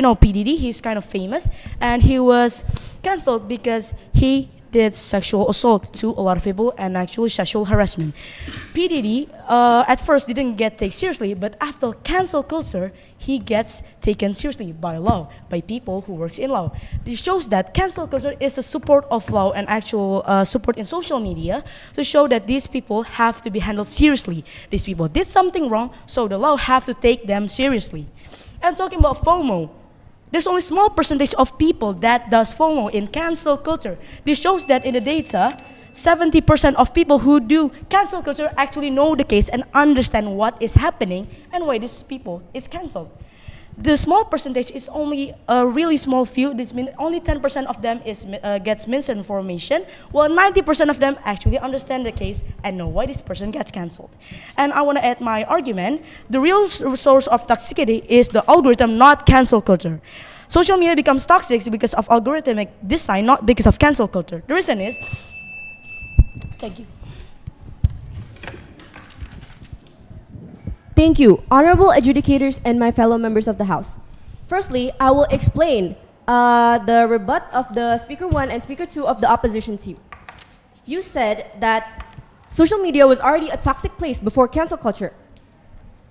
But yes, it has been toxic, and it makes it more toxic because of cancel culture. In Article 27A in Conjunction 45, 4, or Law Number 1 of 2024 does not allow cyberbully, misinformation, and social harassment. Harassment, you saying harassment is different proves a lot about cancel culture. Like the case Speaker 2 explained, where Rachel Zegler got stalked and also death threats. On our side, we presented a clear and consistent case. Cancel culture demonstrates how a lack of media literacy and critical thinking can turn online activism into bullying, shutting down opportunities for learning, empathy. It silences free speech and constructive dialogue. We have shown cancel culture is no longer about accountability but about punishment. We see him to have blurred the line of distinction between what is online for entertainment versus what we see online that requires empathy, dividing our society into fragments when really we should be connecting and uniting. Instead of encouraging reflection, it terrifies individuals into silence. This stops meaningful internal change because people comply out of fear, not understanding. Society ends up punishing people based on past mistakes, often without allowing room for growth, apology, or rehabilitation. Just as the tabloid media always like a good moral panic, so too does social media like extreme views. It likes polarities, it loves emotion. But what's happened with social media and cancel culture, it's more the algorithmic has automated social media. It has turbocharged the toxic in social media with cancel culture. Everyone loves drama. Social media enjoys it. It's so easy for a single photo or screenshot to all of a sudden spark this huge hatred, huge story towards someone. A Rise blog by Texas Tech University said, peer pressure's influence is ingrained into our culture. We have gone from holding accountability to all of the antis or phobics to name-calling and borderline bullying. Take Beauty and the Beast, for example. It is evident that the antagonist Gaston convinced the angry mob that the beast is merely a beast, that he is evil inside and out. Let's example this. Gaston represents cancel culture, while the angry mob represents society. Cancel culture seems to have this strong invisible power over society that leads us to ambush and berate whatever tells us is wrong. Whenever you see something online you don't like, contemplate before correcting. Cancel culture is not just the wrong choice of a society correcting a wrong. It can also be in fact causing a wrong, and a wrong far greater than the crime a person is accused of committing. We showed that it creates new victims, destroys reputation, and spreads misinformation. Okay, thank you.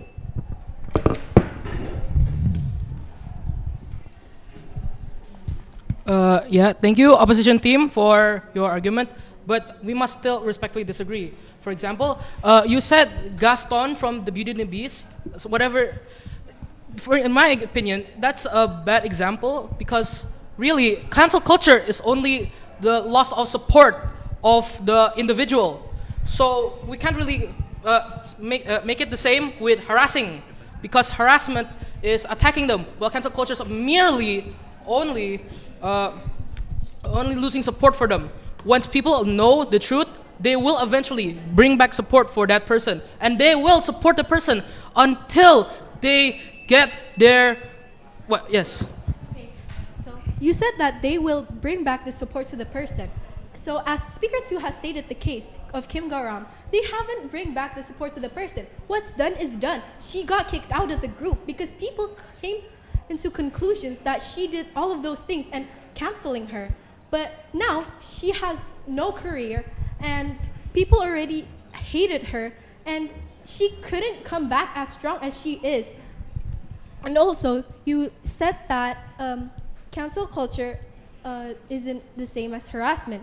But as I've said before, cancel culture has turned into a form of harassment because of how people are using it to harass people and bully people, as Speaker 2 has explained in her case of Rachel Ziegler, where they started to harass her and even bully her for her race and her appearance.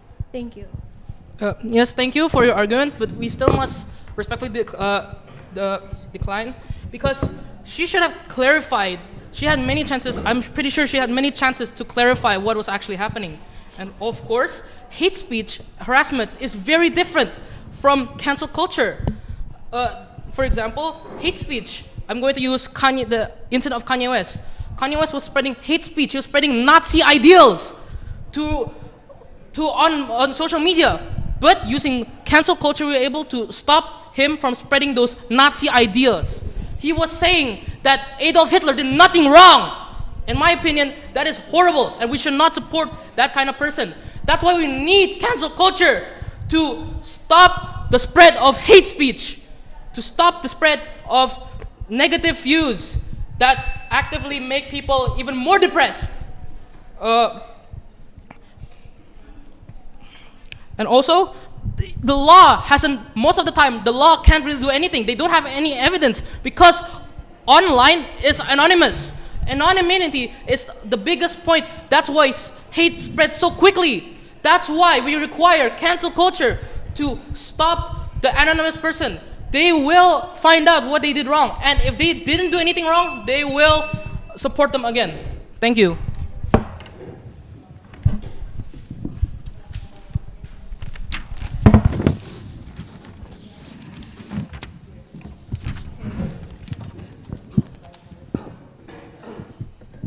Ladies and gentlemen, today's debate comes to one question.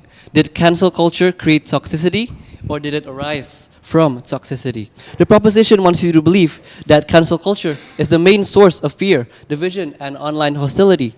They argue that it ruins lives, encourages mobility, and harms innocent people. But they fail to prove one thing, that cancel culture existed before social media became toxic. It didn't. On the cause of toxicity, we win. We showed that social media was already dangerous long before cancel culture existed. Algorithms that reward outrage, anonymity that enables hate, cyberbullying, and harassment that began in the early 2000s. Cancel culture emerged after this environment developed, meaning it cannot be the cause of toxicity itself. Pro never refuted this timeline. And on the harm side, we also win. The pro claims that cancel culture ruins lives. However, the evidence says otherwise. Most cancellations are temporary, and over 70% of public figures return to work within a year. Meanwhile, the real long-term harms come from the platform designs that amplifies anger, not from cancel culture itself. So the largest harms Pro talks about are misdirected.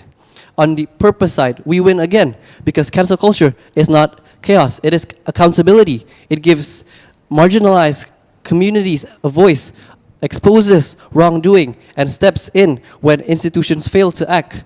Pro never engaged with this fact that cancel culture often reveals real misconduct, not harmless mistakes. At the end of this debate, the choice is clear. If toxicity came from the system, the algorithms, and anonymity, then blaming cancel culture is blaming the symptom, not the cause. Cancel culture did not create a toxic world, it responds to it. For these reasons, we, the opposition, win this debate. Thank you. Okay, thank you for your speech. Okay, so the opposition team has stated that algorithm amplifies mob mentality instead of cancel culture.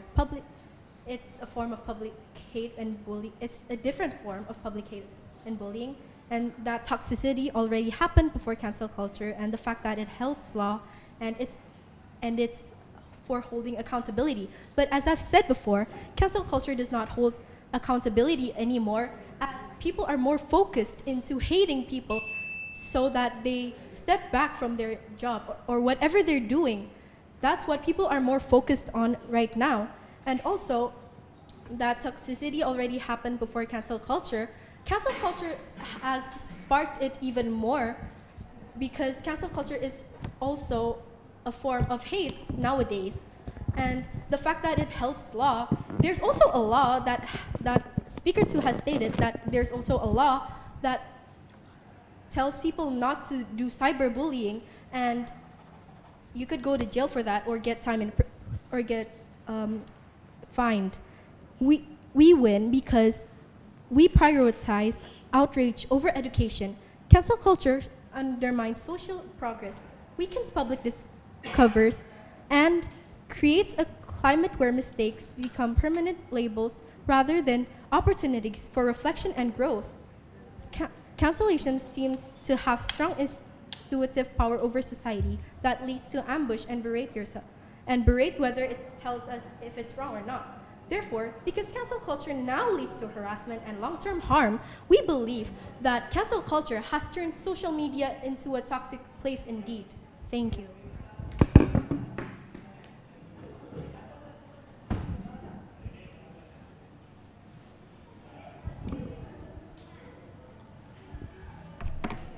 Okay, this is the end of our debate. Thank you, judges and debaters. Good luck and may the best debaters win. To exit the room, please follow our ushers, and judges, get ready to give your scoring sheets to the ushers. Thank you.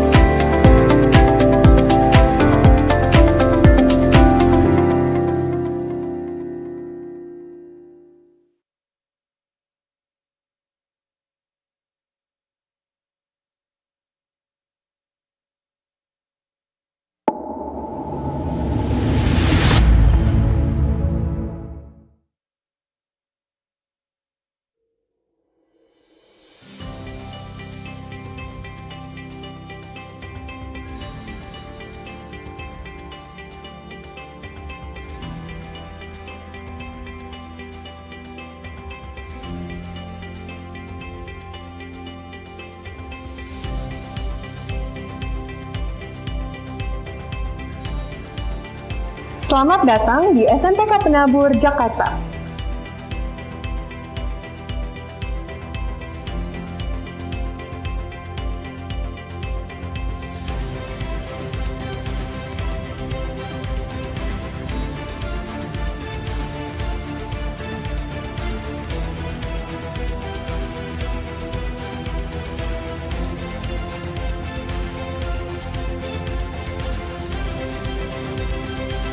BPK Penabur merupakan lembaga pendidikan Kristen yang berada di bawah naungan Gereja Kristen Indonesia, yaitu GKI.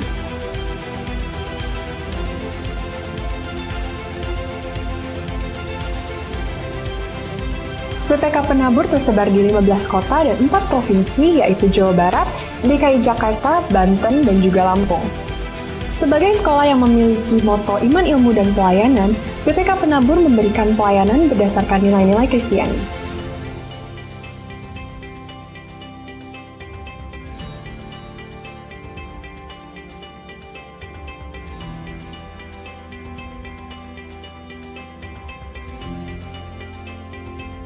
Dengan visi menjadi lembaga pendidikan Kristen unggul dalam iman, ilmu, pelayanan, serta misi mengembangkan potensi peserta didik secara optimal, melalui pendidikan dan pengajaran bermutu berdasarkan nilai-nilai Kristiani, BPK Penabur Jakarta, khususnya jenjang SMP, memiliki program-program unggulan baik intrakurikuler maupun ekstrakurikuler.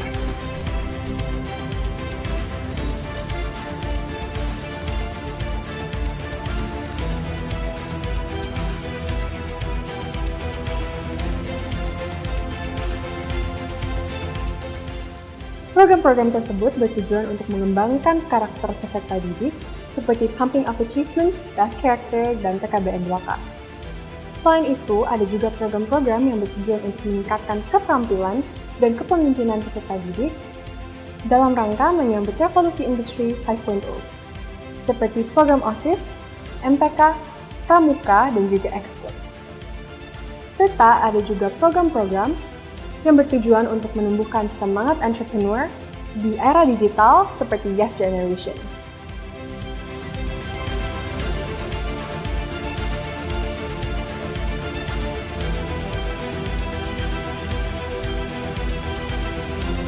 SMPK Penabur Jakarta memiliki 17 sekolah yang tersebar di Jabodetabek.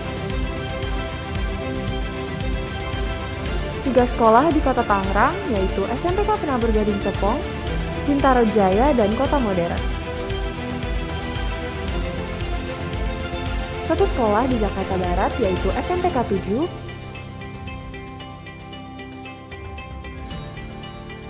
2 sekolah di Jakarta Utara, yaitu SMPK 4 dan SMPK 6, 3 sekolah di Jakarta Pusat, yaitu SMPK 1, SMPK 2, dan SMPK 3.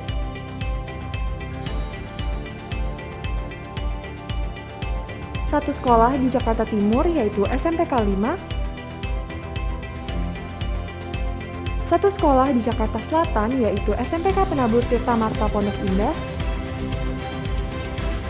2 sekolah di Kota Depok, yaitu SMPK Penabur Depok dan Tirta Marta Cinere.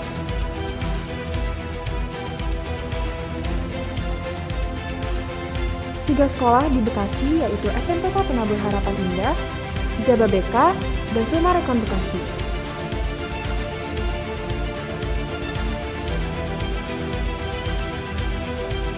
Dan 1 sekolah di Cibubur Kabupaten Bogor, yaitu SMPK Penabur Kota Wisata.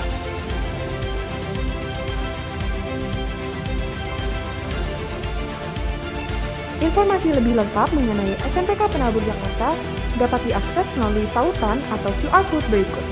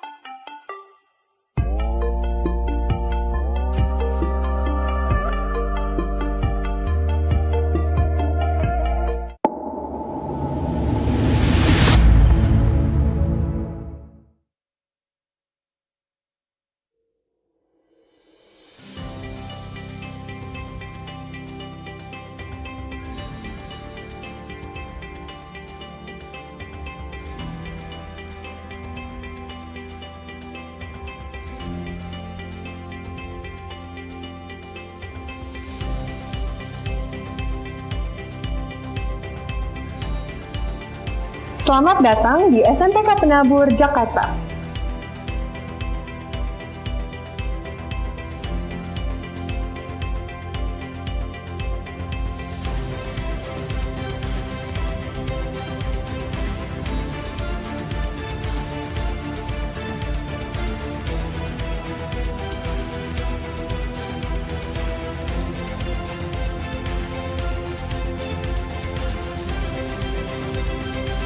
BPK Penabur merupakan lembaga pendidikan Kristen yang berada di bawah naungan Gereja Kristen Indonesia, yaitu GKI.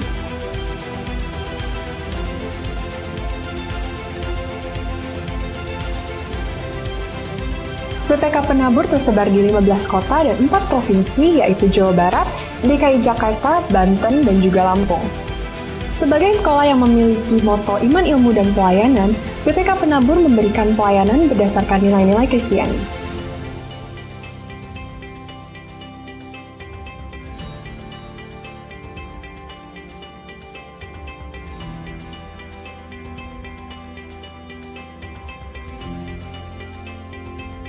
Dengan visi menjadi lembaga pendidikan Kristen unggul dalam iman ilmu pelayanan, serta misi mengembangkan potensi peserta didik secara optimal, melalui pendidikan dan pengajaran bermutu berdasarkan nilai-nilai Kristiani, BPK Penabur Jakarta, khususnya jenjang SMP, memiliki program-program unggulan baik intrakurikuler maupun ekstrakurikuler.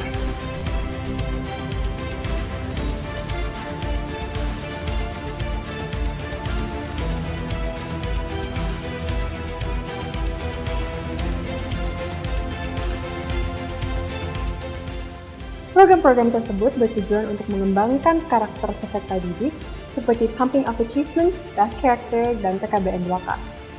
Selain itu, ada juga program-program yang bertujuan untuk meningkatkan keterampilan dan kepemimpinan peserta didik dalam rangka menyambut revolusi industri 5.0, seperti program OSIS, MPK, Pramuka, dan juga Ekskul.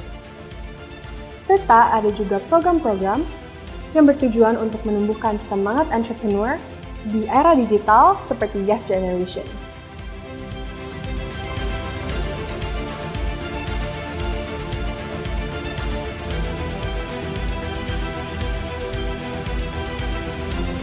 SMPK Penabur Jakarta memiliki 17 sekolah yang tersebar di Jabodetabek. 3 sekolah di Kota Tangerang, yaitu SMPK Penabur Gading Serpong, Bintaro Jaya, dan Kota Modern. 1 sekolah di Jakarta Barat, yaitu SMPK 7,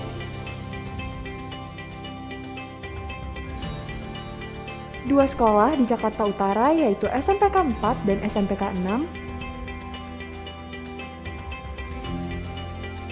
3 sekolah di Jakarta Pusat, yaitu SMPK 1, SMPK 2, dan SMPK 3.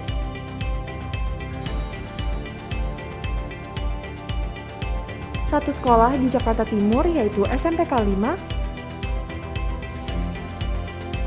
1 sekolah di Jakarta Selatan, yaitu SMPK Penabur Tirta Marta Pondok Indah, 2 sekolah di Kota Depok, yaitu SMPK Penabur Depok dan Tirta Marta Cinere.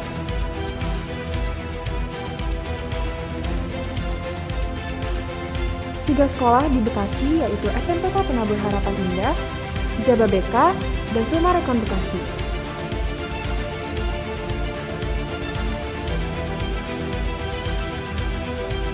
Dan 1 sekolah di Cibubur Kabupaten Bogor, yaitu SMPK Penabur Kota Wisata.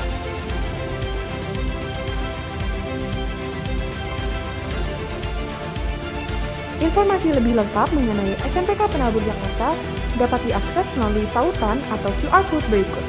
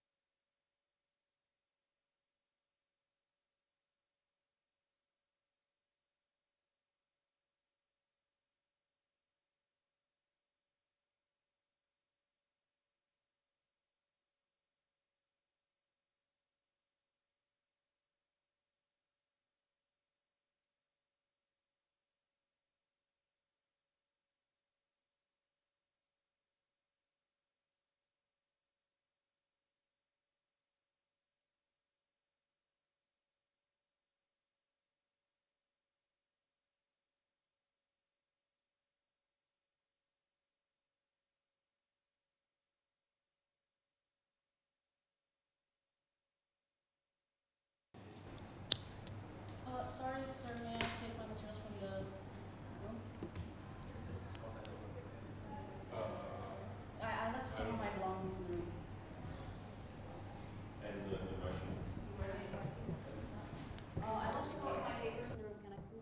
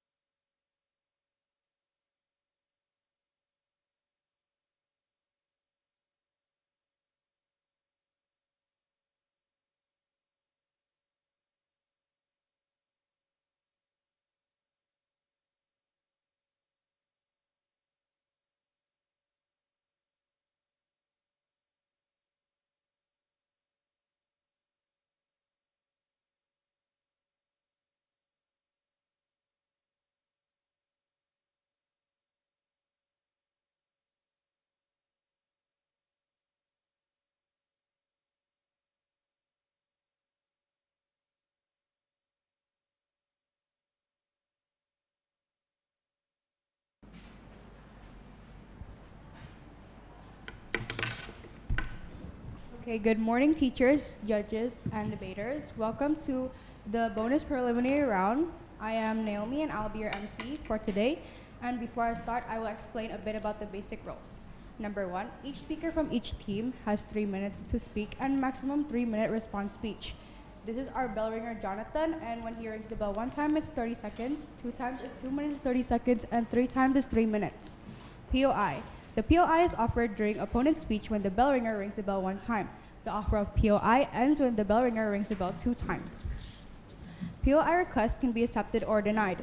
Request POI 1 at a time, and please do not interrupt your opponent twice in a row.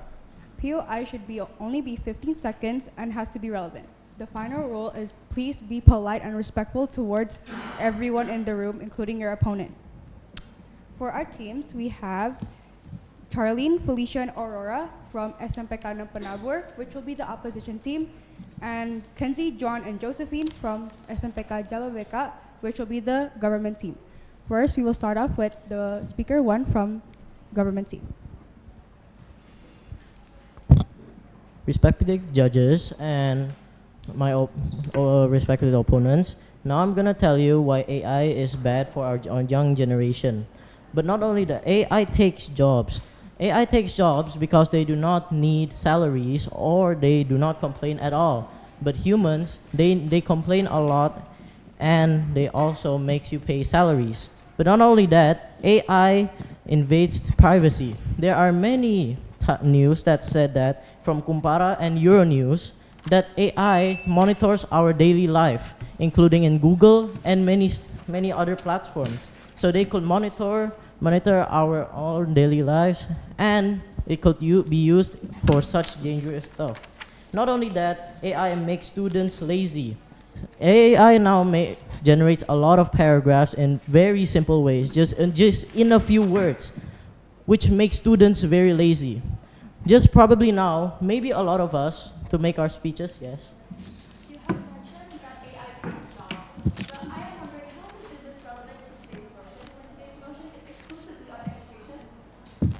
In Euronews, a lot of people takes jobs, but of course schools they have a lot of graduates, but the graduates do not have job opportunities, so they will not have jobs and go abroad. But in abroad, when they go abroad, they do not get job opportunities as well. So as I just stated, AI takes jobs and it takes away opportunities for people who graduated from school, who is fully educated, that they couldn't get a singular job. Anyways, continuing my speech, AI makes students lazy. Not only that, probably some of us, by making the speeches, we already use ChatGPT to do this, which probably you guys did also, which is the thing. But yeah, for this motion, I truly support that AI is bad for our young generation. Thank you.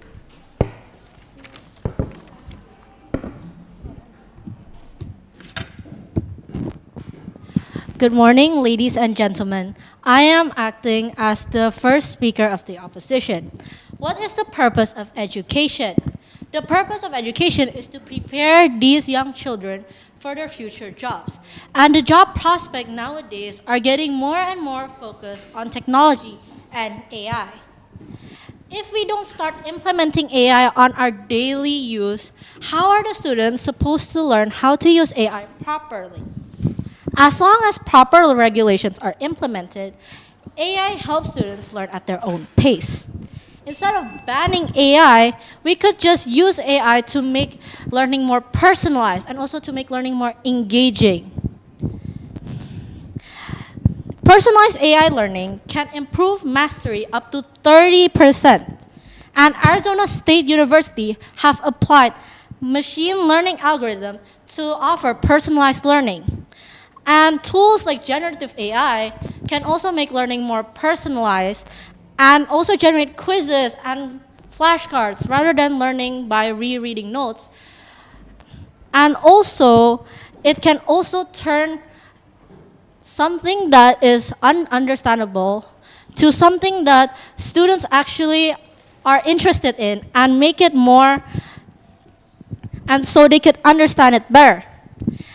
Intelligent Turing System, programs like Dreambox, employ AI to track students' programs, adjusting lessons to improve outcomes. And Harvard University have said that it's significant math skills gain among students who use Dreambox. Except.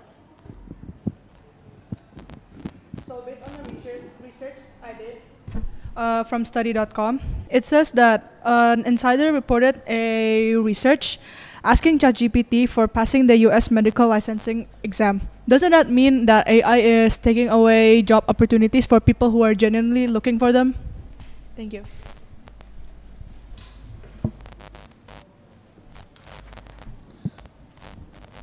Well, but we're discussing right now, it's about education. And job opportunities doesn't really have a correlation to it.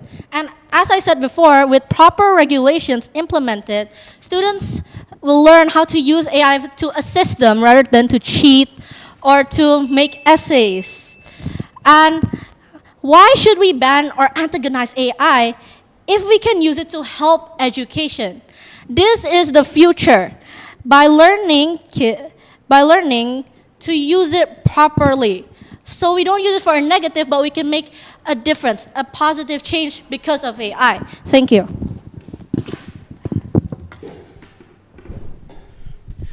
Thank you. I am now speaking in response to further strengthen our opinion. I will now explain how AI increases inequality and damages the roles of teachers. First, AI creates an unfair education gap.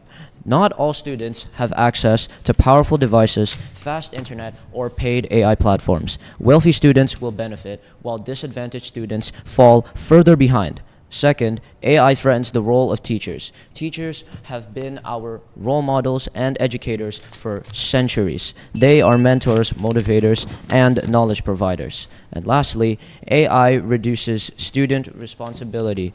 Students become entirely dependent on AI to finish their school and homework. As we know, humans rely on the fastest way to solve a problem. And students nowadays are encouraged to learn resilience, adaptability, and creativity. However, oftentimes, students who are dependent on AI slowly lose those skills as they often perceive AI as a shortcut to concluding their tasks. They do not perceive it as a tool for learning. If AI were used this way, it would be actually helpful. However, most students falsely see AI as a way to finish their tasks. And that is why we as the government stand firmly in opposition of the use of AI.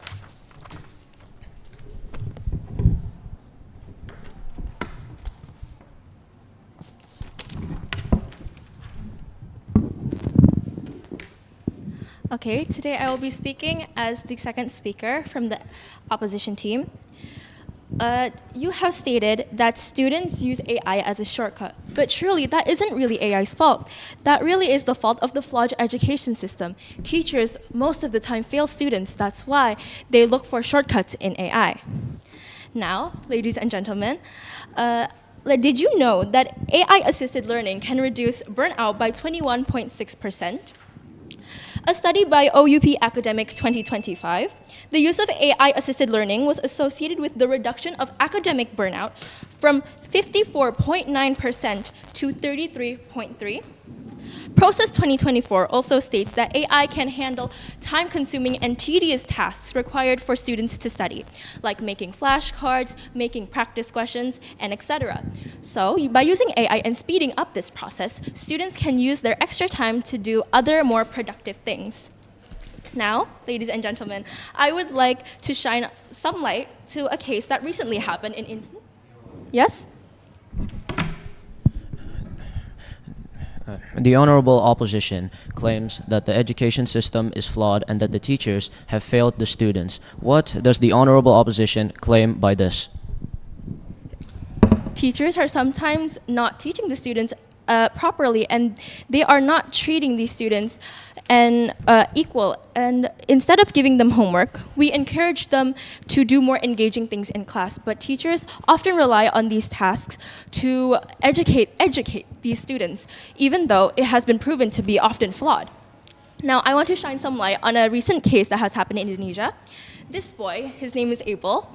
He is 11 years old, yet he was able to create a programming for a gaming control from cardboard. So his parents were not able to buy him a game controller, but instead of complaining, he found a solution to this problem.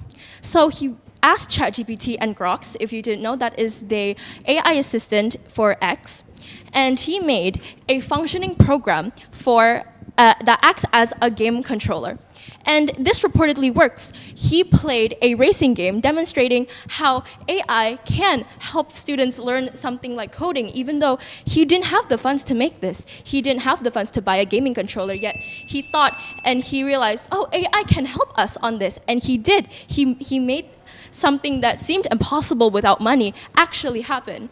If something like this can be done with AI currently, I feel that from some few years from now, that AI could do something absolutely revolutionary to help our students in the education field. Thank you. Honored judge and respecting opponents, as the third speaker here, I will be strengthening the reasons of why AI is harmful to students. Based on the research that I did, there's a study by Trinity College London found that 1/3 of teachers, which are basically professionals that actually teach the students, they think AI should be banned, and around 70% believe that AI misuse by students will forever be an ongoing problem. Number one, students are using AI to cheat. A research says that 48% of students use ChatGPT for an at-home quiz. 53% use ChatGPT for essays, and 22% use it for outline and paper, which are supposed to be done with our own work instead of relying on AI. Some students may use AI for good purposes, but we cannot control the bad students which use AI to help their laziness. Also, the misuse of AI makes the younger generations lack creativity. And second, AI is 83% in a high risk of. Yes. So you have claimed that AI blocks creativity. Can you further elaborate how AI blocks creativity and how it cannot be solved by regulations? Because students mostly copy pasted from AI to write the essays instead of learning. Maybe some of them learn, but usually, based on many researchers, they merely copy pasted it, and they don't do further research for their work. Besides education, AI is also harmful to environment, such as carbon footprint and high electricity use. Thank you.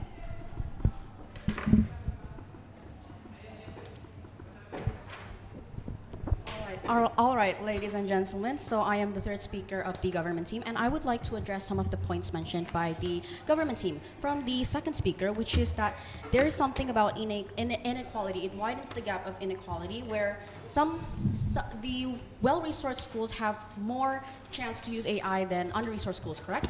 But AI is ever evolving, and thus it is only natural that there are limitations to how far it can access students. But ladies and gentlemen, we live in a digitally progressive world. That also goes to prove that over time, even students in rural areas and under-resourced places will have access to AI learning tools. Ultimately, proper guidance can also be implemented by AI itself. You have mentioned that AI blocks creativity, but actually AI systems already block misuse automatically.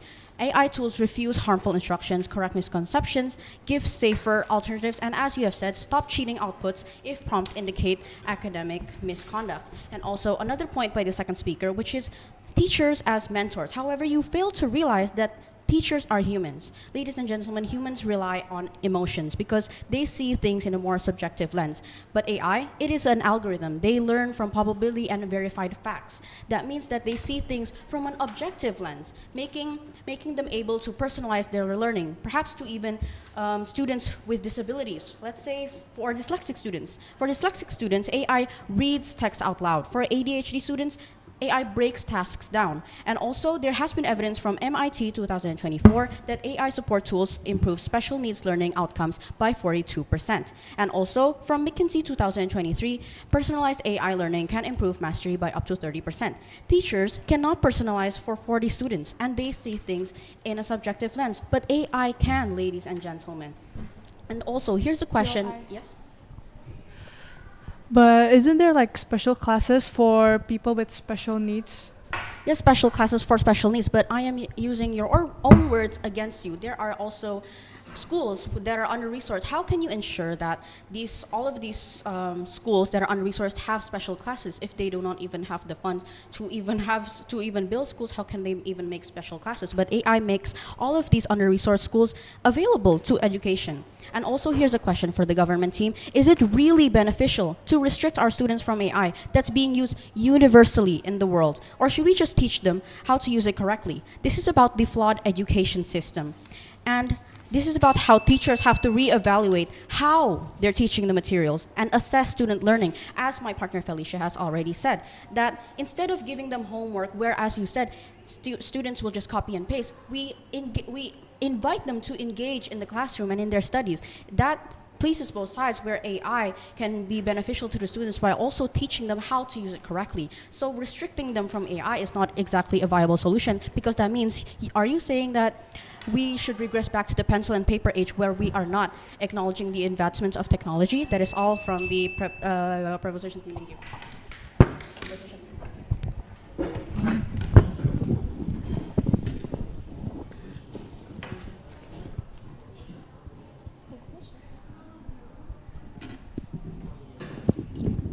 Okay, today I'll be also speaking as the reply speech for the opposition team.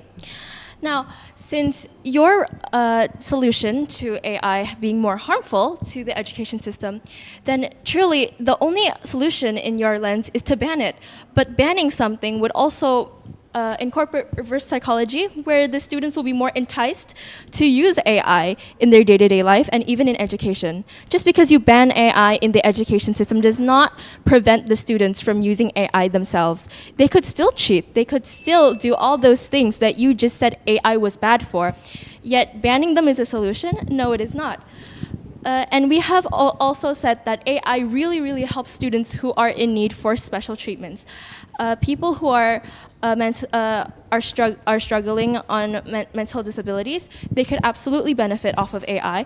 And without that, AI also benefits students and teachers. Teachers can still be mentors with AI assistant. We never said that AI will be replacing these teachers. We are suggesting that AI can supplement the teachings of these teachers, because teachers, they have a fixed learning style, and some students can just not keep up with that learning style. If we bring AI to the table, those students could review their lessons or even just learn by themselves at their own pace, so they don't have to bend and break themselves to this education system. So we should bring students to this world, the world where technology is ever evolving. If you block AI from the education system, you're essentially rejecting the advancements of technology. Like my partner has said, yes? I am now replying to what the opposition has said. We, as the government, are not necessarily banning the use of AI. We are encouraging student creativity. However, these students, these same students that you mentioned who use AI, as again I have stated, they do not use AI to effectively learn. AI can summarize many materials in a matter of seconds, and these students should be using them to actively learn and understand the materials. However, there is no guarantee that they will. Thank you. Since you're saying that AI is doing more harm to the students, essentially you're saying that a solution is to ban them. And they can still live side by side with AI no matter what. This is... Thank you.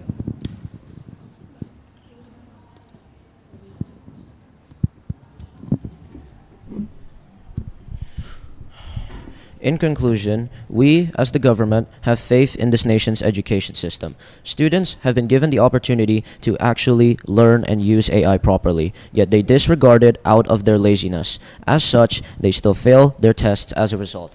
Our teachers have poured their hearts and minds into teaching our students. They are our mentors, and they have experienced the same struggles that we students do, as they have been students before, and as such are determined to educate the next generation. AI is used universally, yes, but without the right mindset to control our students from them misusing AI. It means that as a government, we cannot support the use of AI in education. Thank you.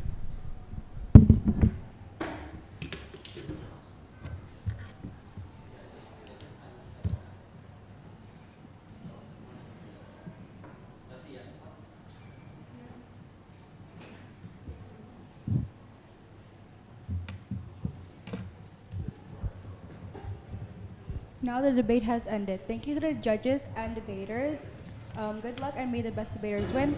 To exit the room, please follow the ushers outside, and judges get ready to give your scoring sheets to the usher. Thank you.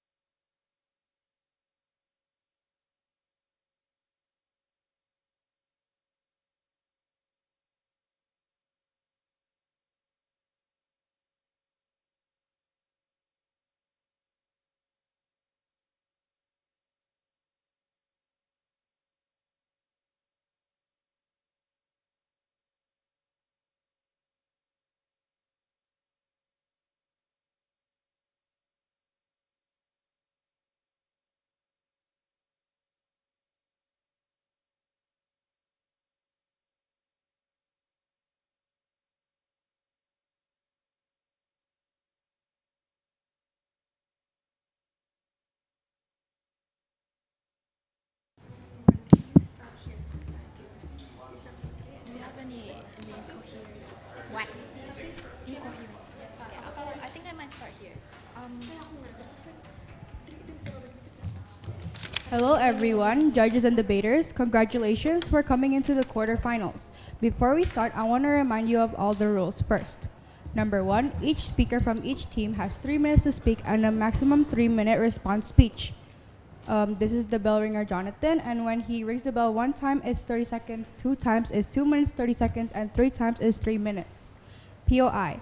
The POI is offered during the opponent's speech when the bell ringer rings the bell one time. The offer of POI ends when the bell ringer rings the bell twice. POI requests can be accepted or denied. Request POI one at a time, and please do not interrupt your opponent twice in a row. And POI should only be 15 seconds and relevant. The last and final rule is please be polite and respectful towards your opponent and everyone in the room.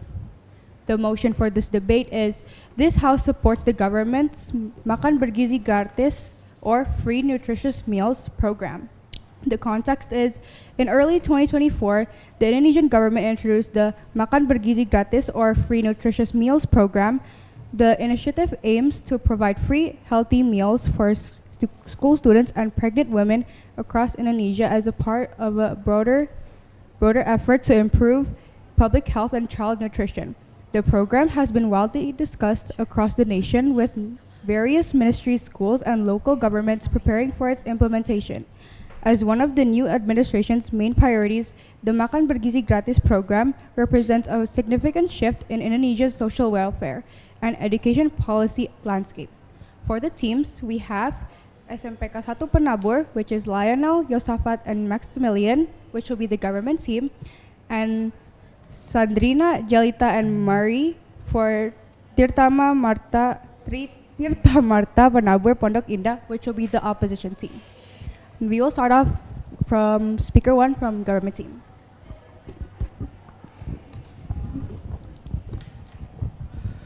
A child sits in a classroom, staring at the board, but not because they're confused. They're hungry. This is the reality for millions of Indonesian children today. The Ministry of Health reports that 25% of Indonesian children experience stunting. This will affect their potential future. Good morning, respected judges. My name is Maxi, first speaker for the government. To begin, we would like to lay down our definition. We define the Makan Bergizi Gratis or Free Nutritious Meals program as a government-funded daily nutritious meals for school children and pregnant women delivered through schools and local health centers. Its purpose is to reduce malnutrition, improve learning outcomes, and support maternal health. Our stance is simple. Indonesia needs healthy, well-fed children to build a stronger, smarter, and more capable nation. We will prove this through two key points.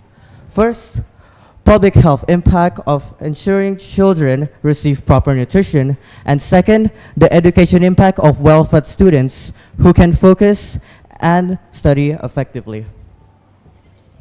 Before I continue, if there are any POIs from the opposition, I will gladly take one right now. We don't have any right now. Okay, so first off, Indonesia faces high stunting rates, micronutrition deficiency, food insecurity, and regional inequality.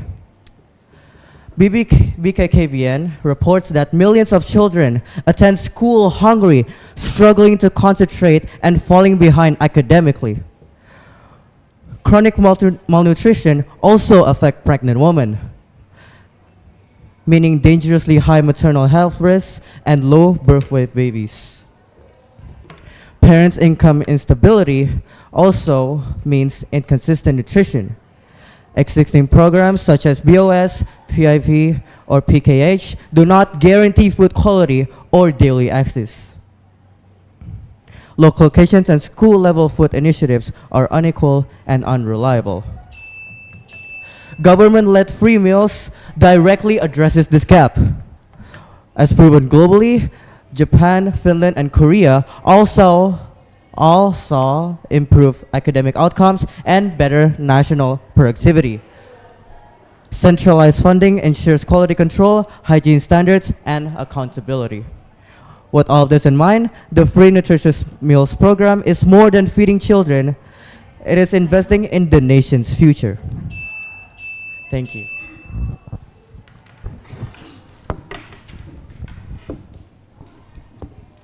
Good morning, respected judges and also members of the House. We are from the members of the Opposition House. My name is Sandrina as the first speaker, and I would like to state that our House stands by that Makan Bergizi Gratis, or MBG, program is commendable, and we must confront the growing evidence that the policy, as implemented, is deeply flawed and also potentially harmful.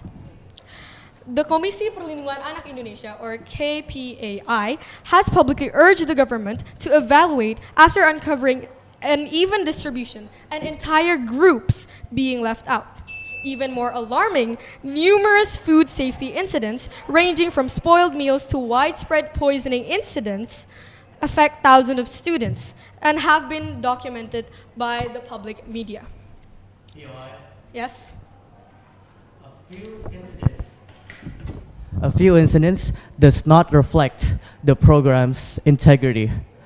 Just because they have happened, that means that the government will ensure the safety of our program to be more strict and have stricter rules. Okay, thank you. But we have to go back to our data. As from January 6 until October 31, this data was taken on October 31 of 2025, the number of poisoned students has reached 16,109 students all over Indonesia. We can take a case from 16-year-old Nabila, who lives in Central Java, and 500 students at her school who became violently ill. Nabila said that she's seen nothing like it, even during COVID-19. Even though the government obviously will try to improve, it still states back to the fact that what is happening now isn't efficient. We would also like to rebut your points by some of our own points about the extremely high budget burden.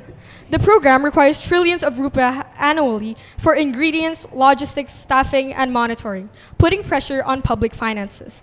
For example, the several African nations, we're going to go international and see from our neighboring countries, had to scale back school feeding programs due to budget overruns and inflation. They also had to scale back the nutritious part of it because of the budget funding.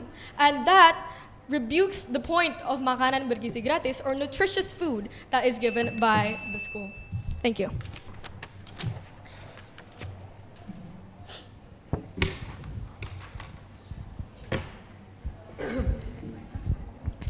As the second speaker of the government side, I stand strong with Maxi's stance. My name is Josaphat, and for me, the government has already given a great opportunity for children. The government also gives opportunities as for to support the nutritious food for children and society. Now, we cannot change the fact or the past, but we can improve it by reevaluate. And then we also probably need a support from society. And why is it important? According to Sindo.com, there are also a little bit of nutrition specialists, but it is not empty.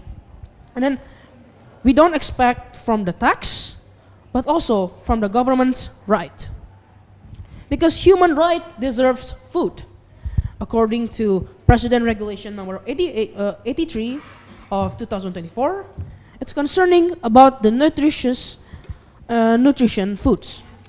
And food is important because as I am also a society, I also eat food.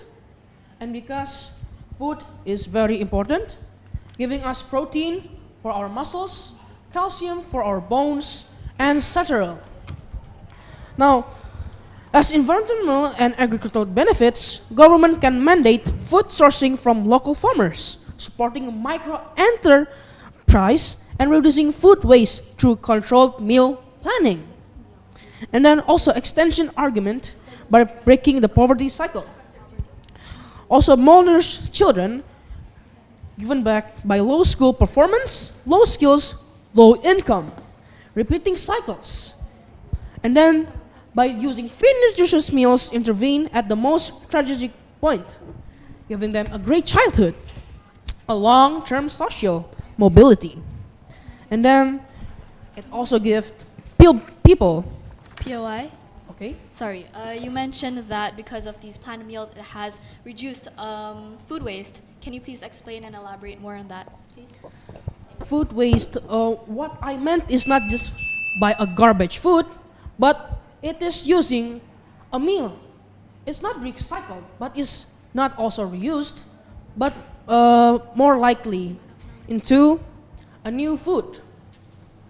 Now what I mean into new food is not just, oh, that's food, also into making the same old foods. What I'm saying is that every dollar spent on nutrition returns an economic gain. Thank you.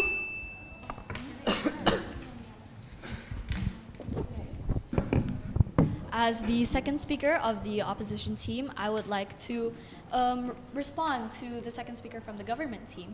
You guys mentioned that because before the MBG program, students' future can be affected because they have no nutritional meals. But cases have shown that from January till October of this year, 16,109 cases have shown of food poisoning on students because of these free nutritional meals.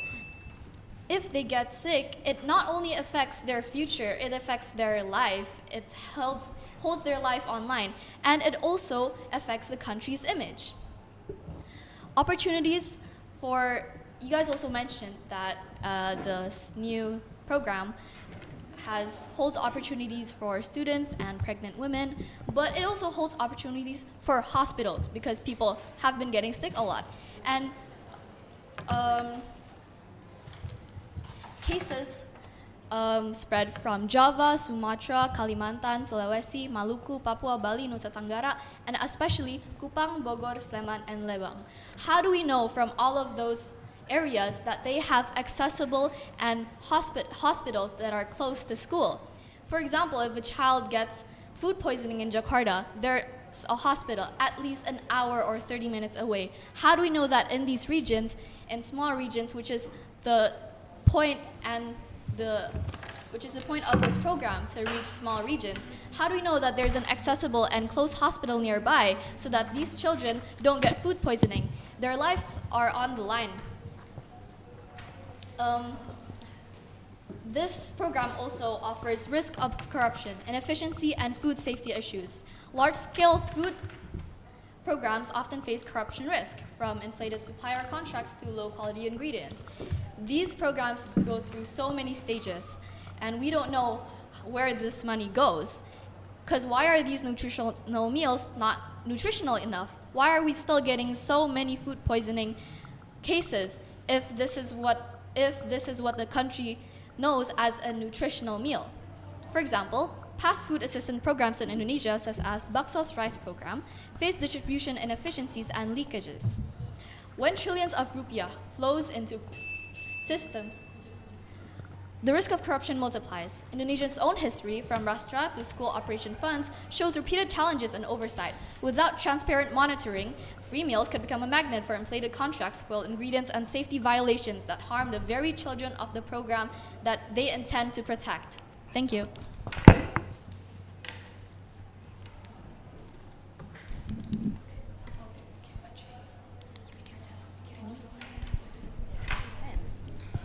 Honorable judges, my name is Lion, and I am the third speaker for the government. And my role is to reinforce why the free nutritious meals program must be supported. First, this discussion is not about cost. It is about the human rights to nutrition and the human rights to education. Without right nutrition, kids shall not get good education because they're not that healthy. So, even though the cost may be big, but it is shown that the ROI is massively positive. So the nation gets back the money gets back the money that is invested in this program much more. And then they also talk about parental responsibility. Parental responsibility for food cannot just depend on the parents' income. What if those are in poverty? Those people are in poverty. Their parents cannot provide for them, cannot provide good, nutritious meals for them. They also talk about the risk about not having good, nutritious meals. But the benefits massively outweigh the risks of this program. The benefits. POI? No, thank you. Okay. Now, this is why the government wins these debates on all metrics. The principle, the children have a right to basic nutrition, to have good education, but without the simple nutrition, they won't be able to focus in school and in their education. The impact also is among the nation, all across Indonesia. This program is all across Indonesia and has benefited Indonesia in the right way. And then there's this urgency for the kids to have good nutritious meals, to have good nutritious meals, and to have a good health so they can feel good and actually learn to have a good life. Thank you.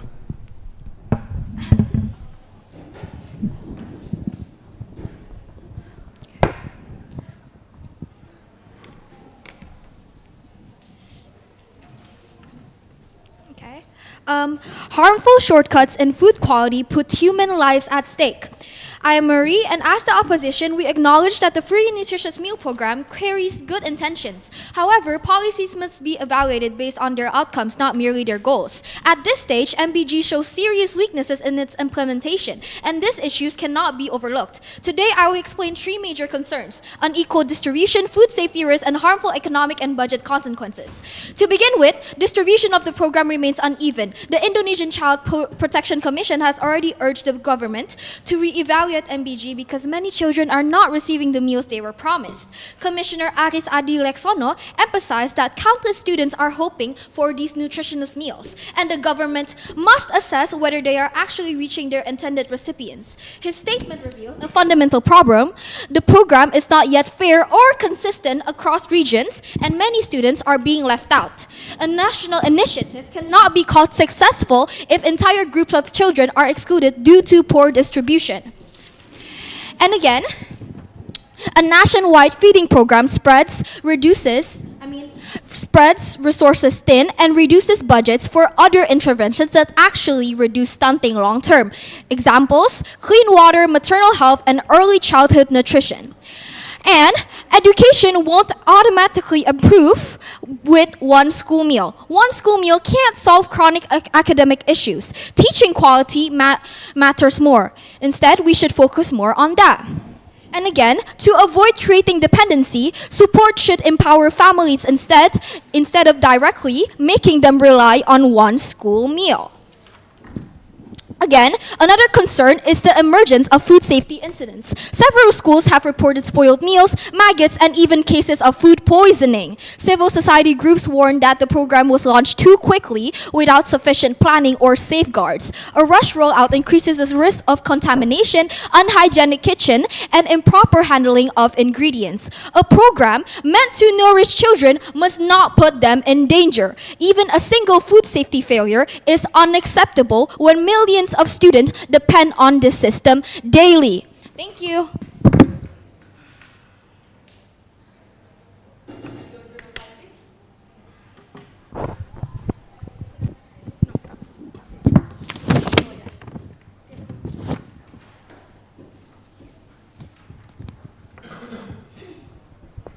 Thank you. This is the last speech from the opposition team. We are very thankful to be able to debate with you guys.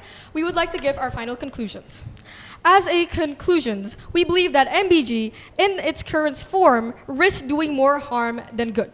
Uneven distribution that prevents equal access, food safety incidents that endanger students, and economic side effects that create new problems for schools and local communities, until there is a complete and effective way to reform the program, we cannot support its expansion.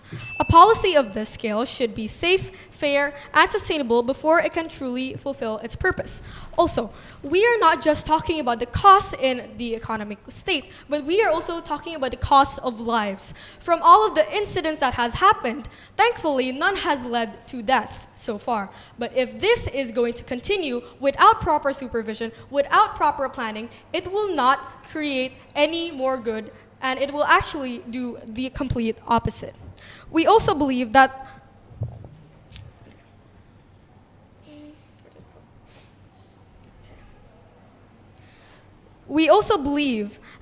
from all of the reasons that we say, these are not just hypothetical concerns, they are real consequences already visible on the ground with all of the data that we all have said. It is our responsibility to examine the program critically and not emotionally. We should examine critically about how it actually is affecting right now. It's true that it might, with better supervision, with better planning, it might become a better version, but the implementation of it right now, as it is, should not be supported as in a society. It should not be hugely supported because it would only cause more problems to happen. Indonesia's geographical complexity makes standardized meals distributions also difficult, especially in remote areas lacking infrastructure. With the budget that is now in MBG, we believe that focusing more on infrastructure to get to those places, those regions which are hard to access, is more important. To build infrastructure like hospitals and such on those places are more important than giving them a free meal. Because all of the free meals that happens here, if we can't guarantee that they're going to get there safely without contamination, there is no use of these free meals. They will arrive in those schools, which were the ultimate goal from the start, which were to get to those regions who needed them. Like you said, for the poverty people who need those kind of help, those kind of financial help in money and food. Those are the regions that they should focus on, yet the problems that are happening in big cities makes it impossible for us to continue, for the government to continue in those regions that they have said they are going to continue with. That is it from us. Thank you all for listening. Thank you for the opposition team. And so I'm going to recap the recap. So what I've heard, that the third speaker said it is successful and it's unacceptable because it doesn't need support. That's what I've heard.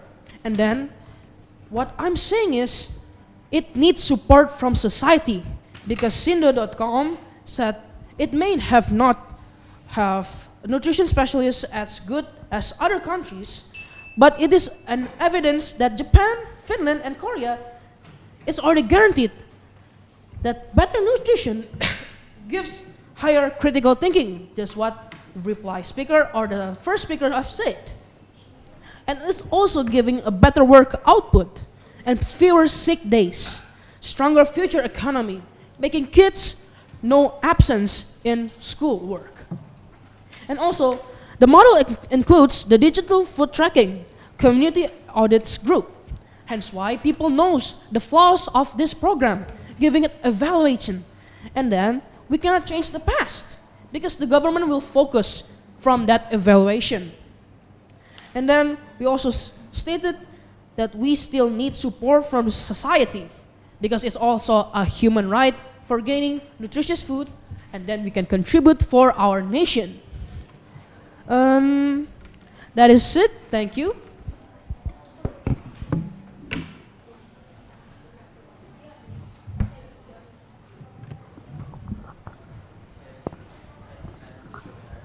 Okay, this is the end of our debate.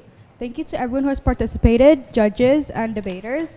Good luck and may the best debaters win. To exit the room, please follow our ushers, and judges, please prepare your scoring sheets. Thank you.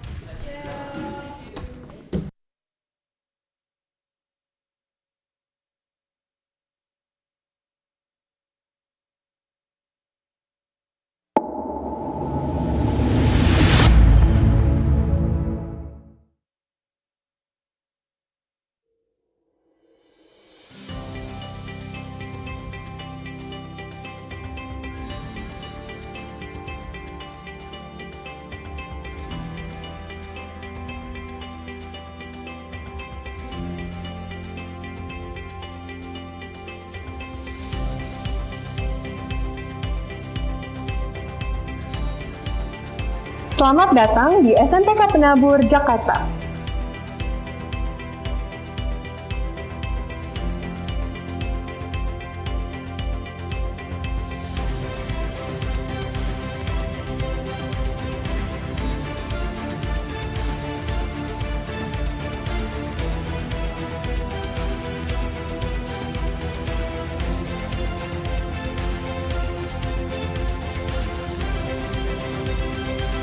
BPK Penabur merupakan lembaga pendidikan Kristen yang berada di bawah naungan Gereja Kristen Indonesia, yaitu GKI.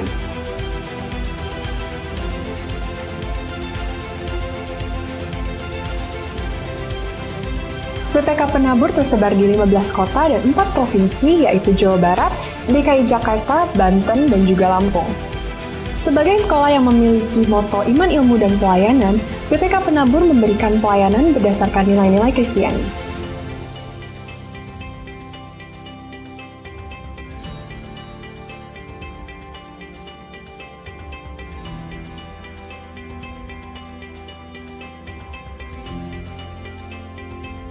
Dengan visi menjadi lembaga pendidikan Kristen unggul dalam iman ilmu pelayanan, serta misi mengembangkan potensi peserta didik secara optimal, melalui pendidikan dan pengajaran bermutu berdasarkan nilai-nilai Kristiani, BPK Penabur Jakarta, khususnya jenjang SMP, memiliki program-program unggulan baik intrakurikuler maupun ekstrakurikuler.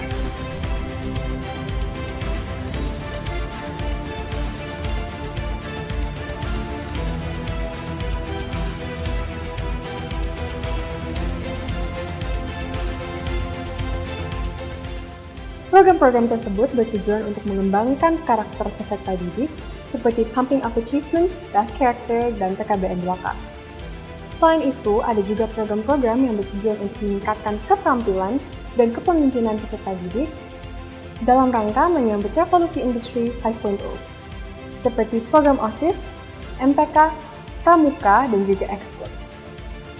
Serta ada juga program-program yang bertujuan untuk menumbuhkan semangat entrepreneur di era digital seperti Yes Generation.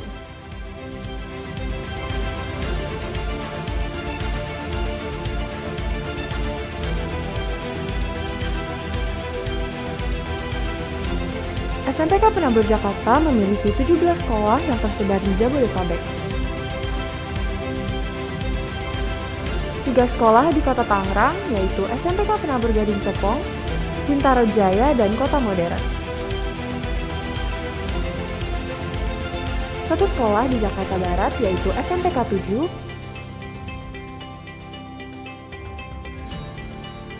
2 sekolah di Jakarta Utara, yaitu SMPK 4 dan SMPK 6,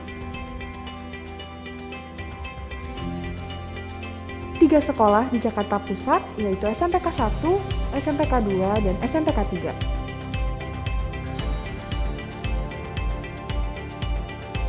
1 sekolah di Jakarta Timur, yaitu SMPK 5, 1 sekolah di Jakarta Selatan, yaitu SMPK Penabur Tirta Marta Pondok Indah, 2 sekolah di Kota Depok, yaitu SMPK Penabur Depok dan Tirta Marta Cinere.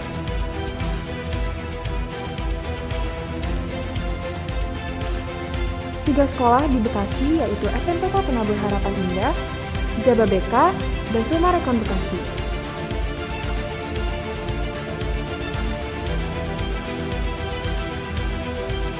Dan 1 sekolah di Cibubur, Kabupaten Bogor, yaitu SMPK Penabur Kota Wisata.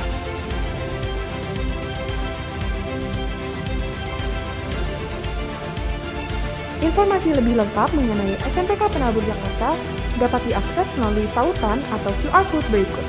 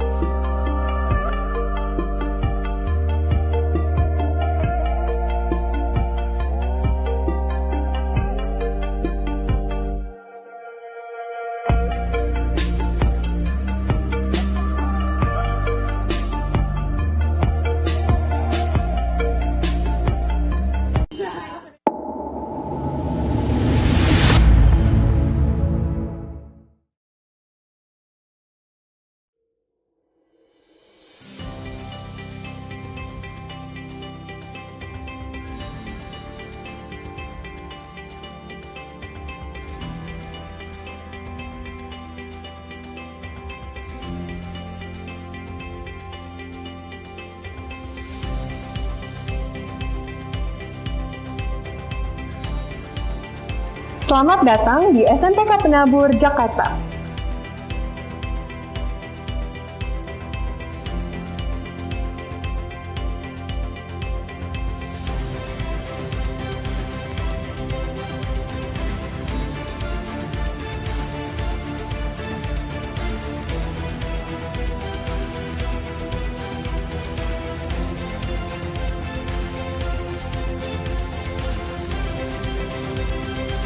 BPK Penabur merupakan lembaga pendidikan Kristen yang berada di bawah naungan Gereja Kristen Indonesia, yaitu GKI.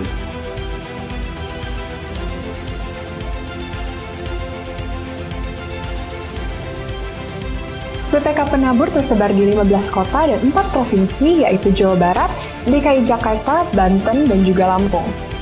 Sebagai sekolah yang memiliki moto iman, ilmu, dan pelayanan, BPK Penabur memberikan pelayanan berdasarkan nilai-nilai Kristiani.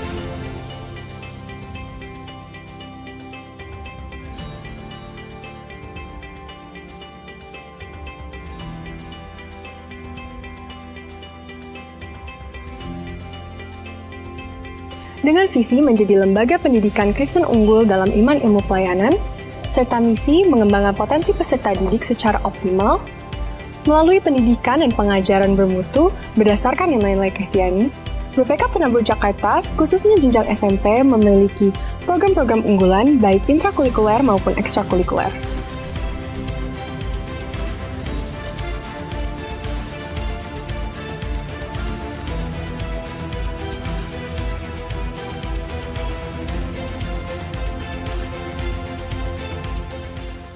Program-program tersebut bertujuan untuk mengembangkan karakter peserta didik seperti Pumping Up Achievement, Das Character, dan TKBN 2K. Selain itu, ada juga program-program yang bertujuan untuk meningkatkan keterampilan dan kepemimpinan peserta didik dalam rangka menyambut revolusi industri 5.0, seperti program OSIS, MPK, Pramuka, dan juga Ekskul. Serta ada juga program-program yang bertujuan untuk menumbuhkan semangat entrepreneur di era digital seperti Yes Generation.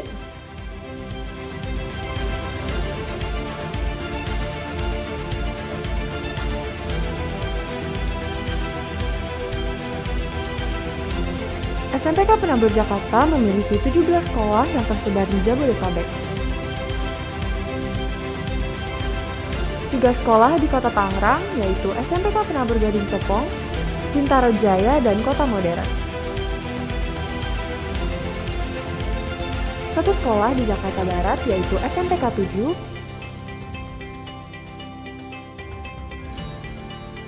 2 sekolah di Jakarta Utara yaitu SMPK 4 dan SMPK 6, 3 sekolah di Jakarta Pusat yaitu SMPK 1, SMPK 2, dan SMPK 3.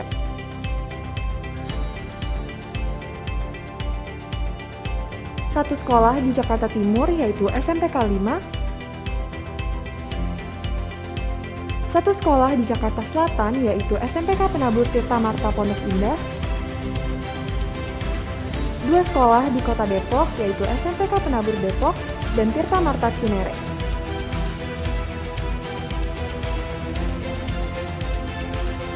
3 sekolah di Bekasi yaitu SMPK Penabur Harapan Indah, Jababeka, dan Suma Rekon Bekasi.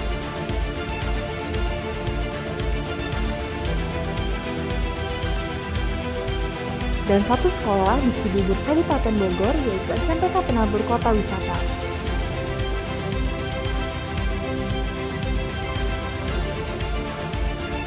Informasi lebih lengkap mengenai SMPK Penabur Jakarta dapat diakses melalui tautan atau QR Code berikut.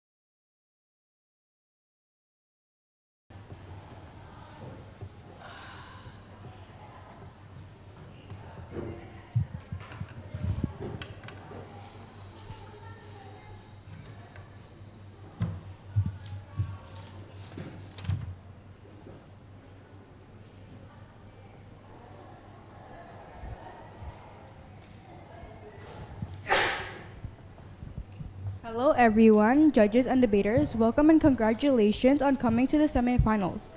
Before we start, I want to list out the basic rules.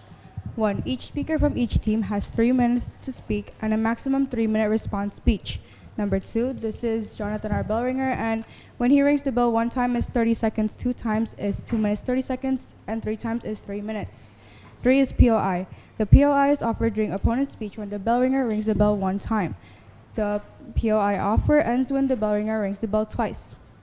POI requests can be accepted or denied. Request POI 1 at a time, and please do not interrupt your opponent during twice in a row. POI should only be 15 seconds and it has to be relevant. And the final rule is be polite and respectful towards everyone in the room, including your opponent. The motion for this debate is this House would prioritize stricter punishment for littering over community cleanup campaigns. The context is, in the past few years, the PENABUR group has gained national attention for cleaning up heavily polluted rivers and beaches across Indonesia. Their work has inspired thousands of people and raised awareness about the country's waste problems. However, many of the areas they cleaned soon became polluted again, mostly because of people continuing to litter in their own surroundings. This situation has sparked conversations about whether environmental issues can truly be solved through community efforts alone, or if lasting change requires stronger discipline, education, and government action to change people's habits. For our teams, we have SMPK 2 Penabur, which is Gabrielle, Kezia, and Nathan for the government team, and Erica, Jennifer, and Kaylee from SMPK 4 Penabur for opposition team. First, we will start off from Speaker 1 in government team. Good morning, judges and debaters. I, Nathan Wan, as the first speaker of the government side, will explain how we need to prioritize stricter punishments and laws against littering to follow up with the healing that community cleanups has done. Firstly, I would like to point out deterrence and habit formation. The core of the littering problem is not ignorance, but it's the lack of personal consequence. Stricter punishments create intangible and immediate costs for antisocial behavior, if we label it as that. Now, one of the cases are Singapore. Singapore's transformation from a littered city to a garden city is not simply because people cleaned up the places. It's also because to follow up those cleanup programs, the government implemented laws so that after the wound is healed, they put a cast over it, preventing repollution. This included heavy fines and caning. The culture of cleanliness in Singapore is now self-perpetuating because the habit was enforced by law. Secondly, cost-effectiveness and scalability. A well-designed enforcement regime is more scalable and cost-effective in the long run than a perpetually funding cleanup campaign. Why? Because a punitive system also takes some funding in the form of heavy fines that can be reused in the program to build more infrastructure and help with the development of plans. Now, it's also the Band-Aid problem, which I will continue. The rules are there to prevent a problem that is already fixed. Cleaning up a specific area will only clean it up for that specific area at that specific moment. We still need a plan to prevent repollution and make people think that it's unacceptable to litter, which is instilled into human behavior by law norms and societal norms. And one of the cases that is in New York City. The cleanup of New York City in 1990s famously involved a focus on quality of life crimes, including aggressive enforcement against graffiti and litter. This strategy was credited not only with cleaning the city, but with contributing to a significant drop in more serious crime, because they not only instill it into the laws, but also instill it into the society itself. Now, that's all I would like to say. Thank you for... No, I meant to end it. That is all I'd like to say. Thank you.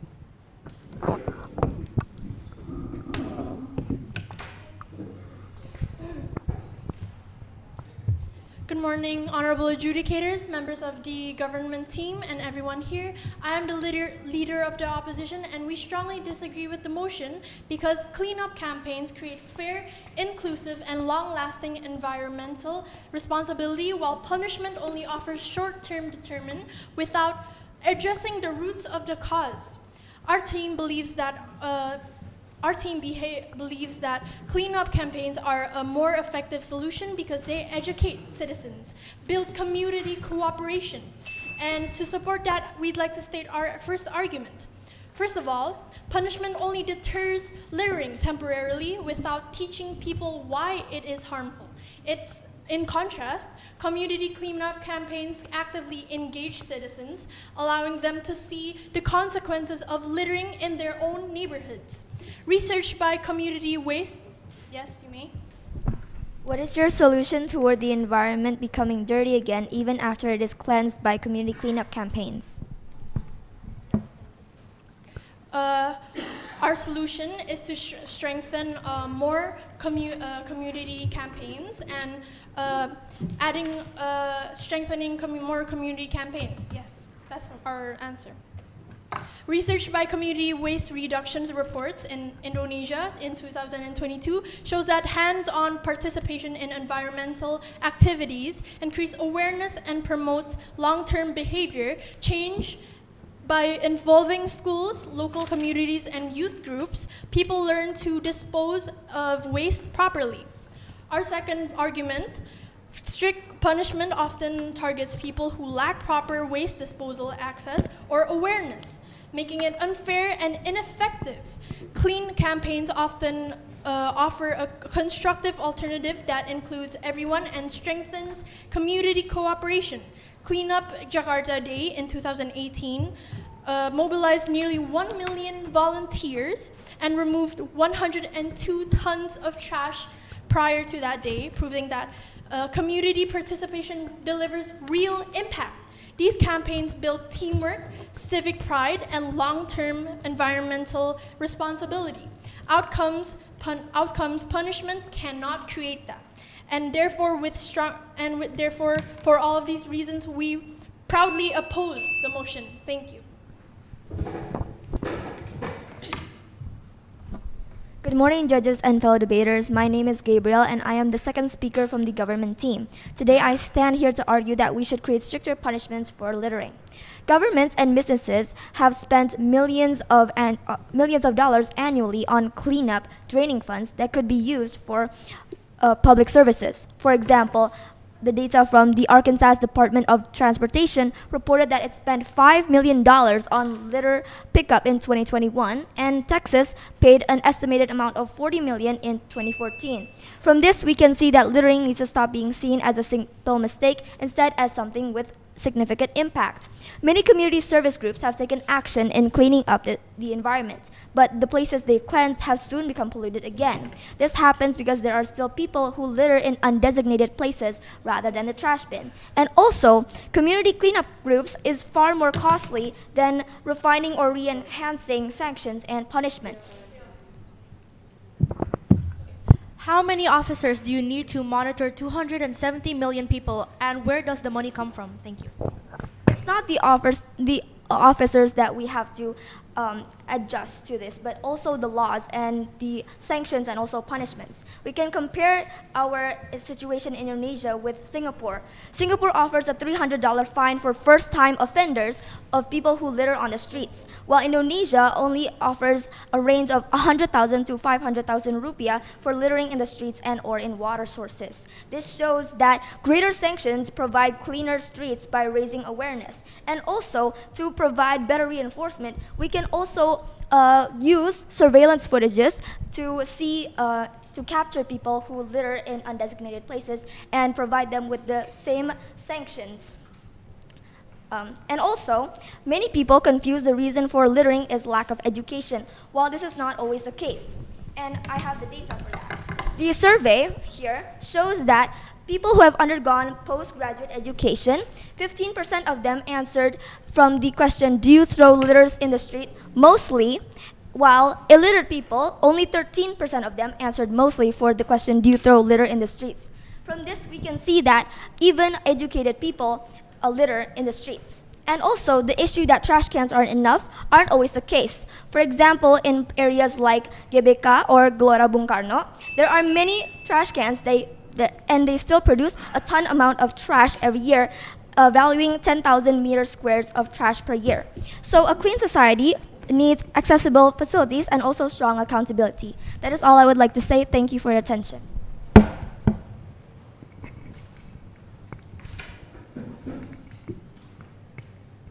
Good morning, honorable adjudicators, members of the House, and everyone here. I am the Deputy Leader of the Opposition, and now I will extend the case. First, let me respond to the government team. They said that the stricter punishment will stop people from littering, but that is factually inaccurate because based environmental policy rarely works without cultural change, and this community campaigns actually help people and help the nation build a better mindset. So countries with the world's best cleanliness records, like Japan, South Korea, and even Singapore, did not only succeed from the punishments, but they prioritized the community campaigns. They started from the community campaigns and consistent education and community habit building. And they also said that community cleanups are temporary. Well, this is why we must strengthen and not replace the community campaigns, because if the areas become dirty again, that is evidence that this is a behavioral issue, not a cleaning issue. Punishments don't fix behavior, but education and collective accountability do. Now this brings me to our side of the case. My first argument is that harsh punishments risk targeting the wrong groups, like low-income communities. Because stricter punishment sounds good on paper, but in practice, it becomes regressive. A study from the Journal of Environmental Justice in 2023 shows that littering fines disproportionately impact low-income groups who live in areas where waste services are unreliable. And in Indonesia, where informal settlements have irregular waste collection, people often have no choice but to dump waste illegally. When Manila introduced strict anti-littering fines in 2015, over 70... Yes, you may. How do you expect community campaigns to not waste a significant amount from government funds? Cleanups, tools, and where's the funding? It's ineffective because it becomes dirty again. Well, this is why we need to prioritize it and strengthen it, and also the investment for the future, because if we don't start the community campaigns now, we don't build a better mindset for the future. Okay, I will continue. My fourth argument is that strict punishments policies often fall in corruption, because corruption-prone environments. Because let's be realistic about Indonesia. A 2023 report from Transparing International places Indonesia ranked at 115 out of 180 on the Corruption Perception Index. When corruption risk is high, harsh punishments can easily turn into opportunities of bribery and selective enforcement, because a policy that depends on perfect enforcement will fail in an imperfect system. And that is why we stand strongly against the motion. Thank you.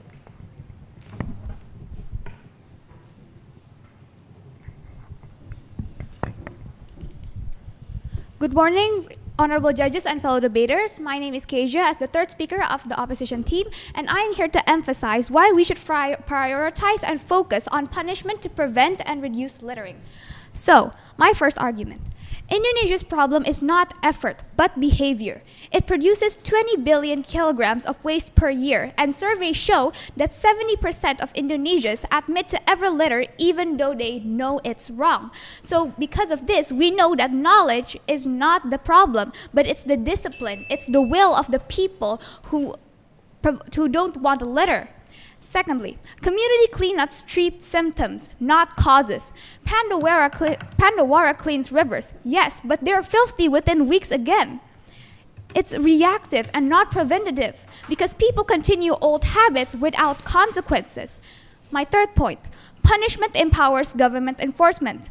Countries like Singapore, Japan, South Korea, they massively reduce litter through consistent fines and enforcement. Yes. Singapore works because of enforcement, and Indonesian isn't. And with copying a system that we can't enforce will result in failure. So how do you make a solution for that? Well, we haven't applied this to Indonesia yet, so we don't know if this will work. So this is why we should enforce the punishments, because we haven't done it, and we can look at and take inspiration from Singapore, who have done it, and their environment is very different from ours. Continuing my argument, stricter punishment changes public norms. So punishment teaches boundaries, which creates habit. People change because of the enforcements. This can be seen and also be applied to helmets, seat belts, and smoking bans. And my fifth point, other countries succeeded with punishment first. Singapore did it with fines. Japan did it with strict enforcement. South Korea did it with heavy penalties. They did it through deterrence, not volunteerism. So my sixth point is, community campaigns also fatigue volunteers. People burn out. How are you expecting the same people to clean the rivers and all of the places who have been dirty all over again, the same people who do it, they will burn out. And only a minority join consistently, because in the end, it's going to keep repeating if we don't solve the root problem. Millions continue to litter without consequences, while people with higher morality continue to clean it up, but the problem stays the same. And that is all that I would like to express. Thank you.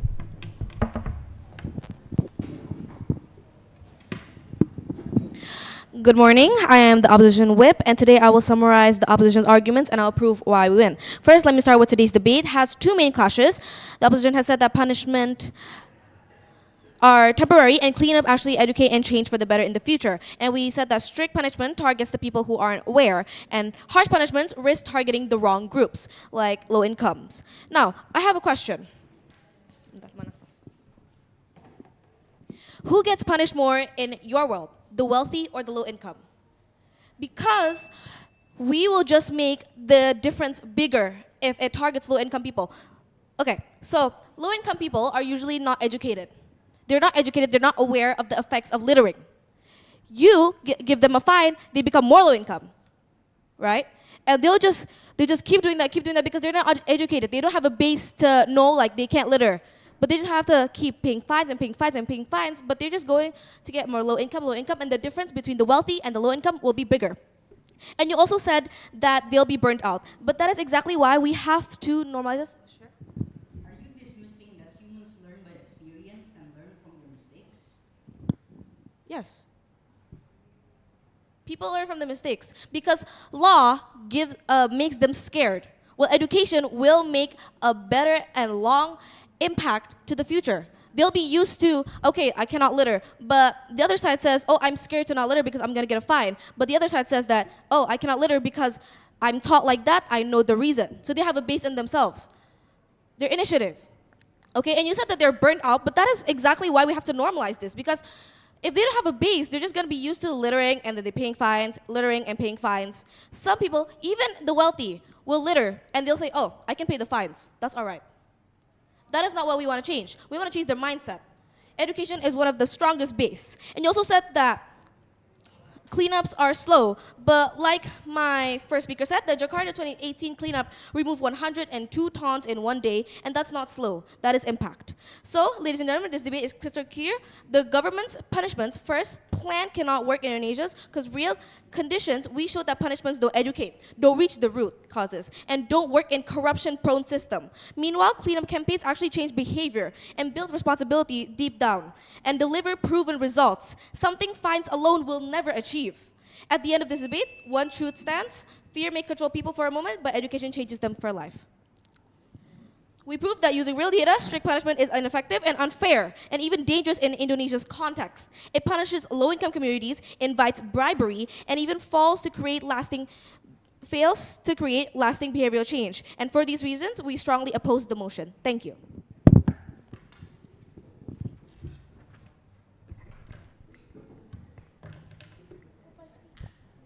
Okay, good afternoon, judges and the team of the government.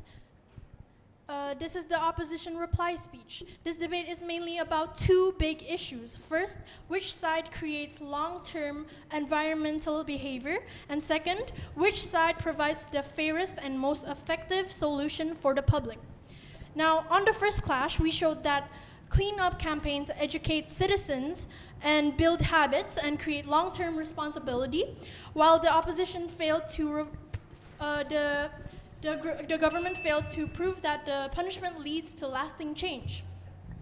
The government could not prove that punishment creates sustainable behavior. Their logic was unclear because they relied on short-term deterrents without addressing the root cause of littering. They also failed to explain how punishment avoids unfair targeting of low-access communities. Now, before I close this reply speech, I'd like to state a quote from Margaret Mead, an anthropologist. "Never doubt a small group of thoughtful and committed citizens because they can change the world." And therefore, with stronger reasoning and clearer impact and a better evidence, the opposition team wins today's debate. Thank you.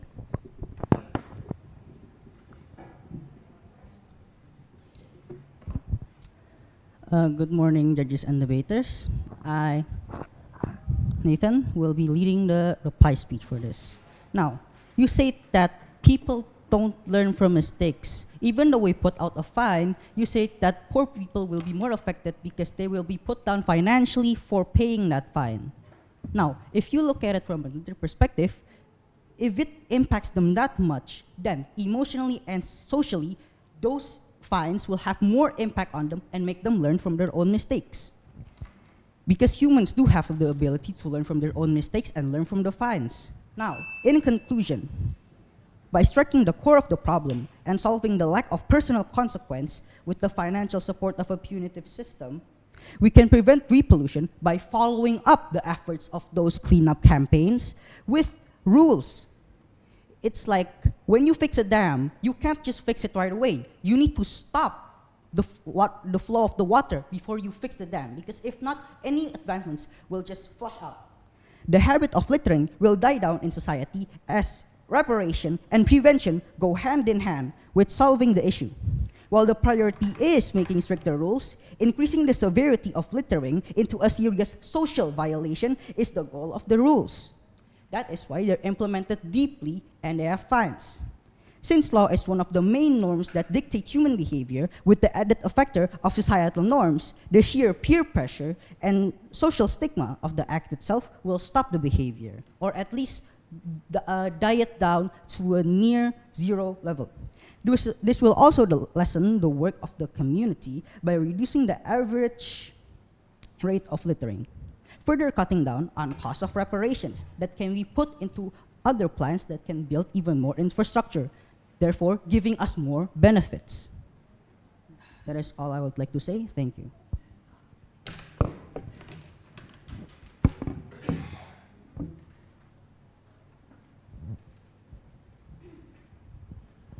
Now it is the end of our debate. Thank you to the judges and participants for participating in our competition. To exit the room, please follow the ushers, and judges, please prepare the scoring sheet. Thank you. You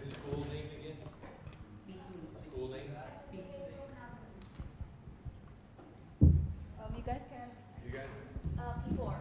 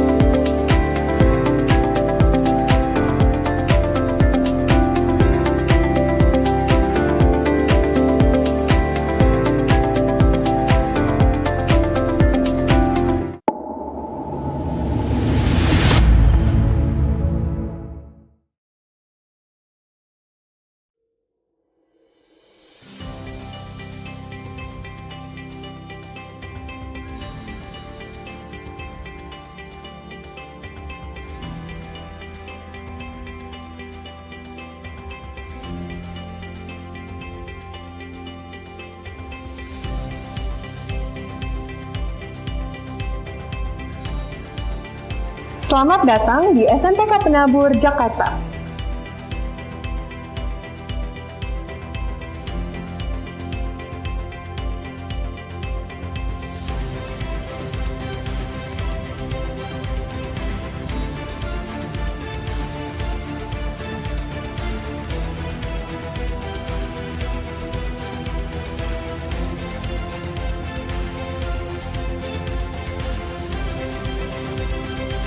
BPK Penabur merupakan lembaga pendidikan Kristen yang berada di bawah naungan Gereja Kristen Indonesia, yaitu GKI.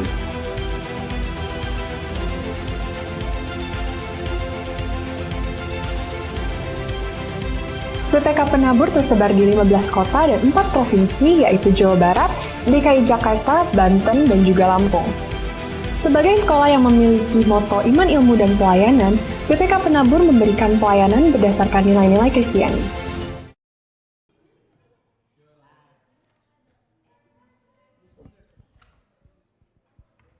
Cek cek.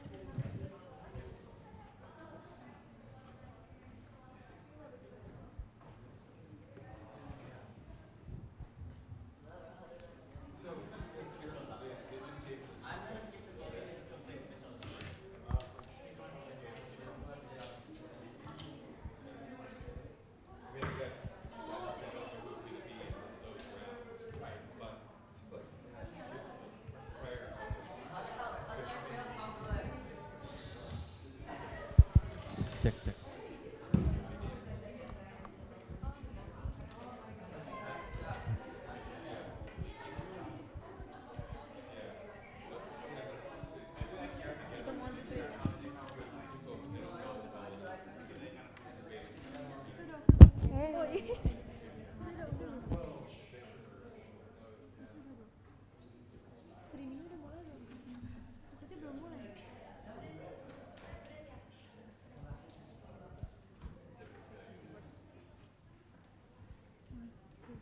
Hello everyone, my name is Alessandra. My name is Naomi. And we're gonna be your MCs for the final debate competition here in SMPK Penabur. Congratulations to both teams. You guys have gone so far since the beginning of the competition. I wish you both luck and may the best debaters win. Now I'm gonna read out the context as well as the motion for the grand final round. The context is Indonesia has long struggled to define a strong and unified national identity. While the government promotes values like Bhinneka Tunggal Ika and Pancasila, many citizens show little pride in local products, culture, or achievements. Instead, foreign goods, trends, and lifestyle are often seen as more prestigious. This lack of social support and pride among the people weakens Indonesia's national character, making it difficult to build unity and a consistent national direction. The motion for this debate is this House believes that Indonesia's identity crisis is caused by the lack of national pride and social support from its own people. For the government team, we have Gabriel, Kezia, and Nathan from SMPK 2 Penabur. And for opposition team, we have Charlene, Felicia, and Aurora for SMPK 6 Penabur. First, we will start from Speaker 1 from government team.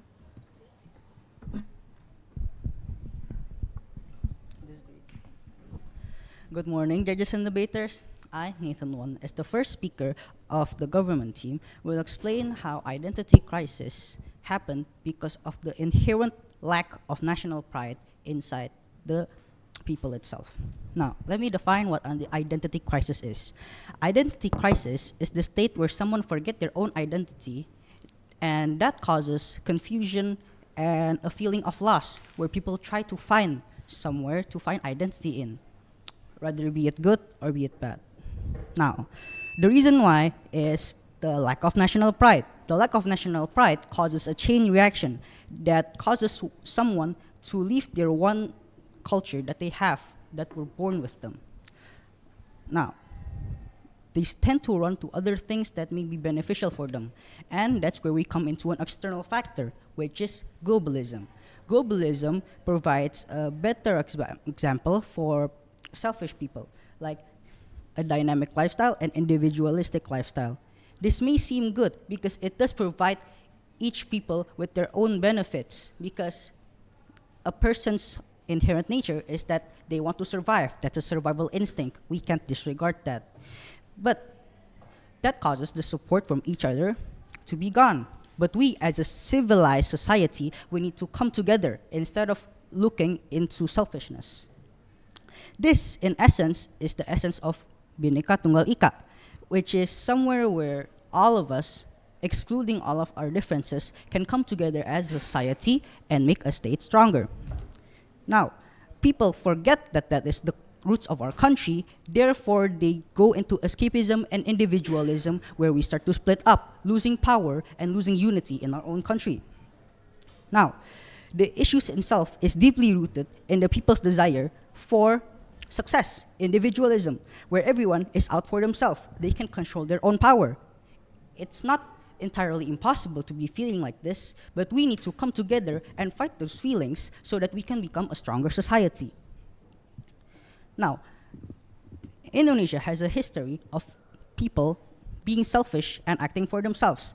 There are such cases as places where major outbreaks happen, like the incident of '98, where people use the excuse of a situation where everything is in chaos, and they used it to loot, they used it to destroy things because of their own selfish desires by taking advantage. This can see that beneath our societal norms, in the hearts of the people, there is still some malice. This is why we need to help and educate them to be better and come together as a society. That is all I would like to say. Thank you.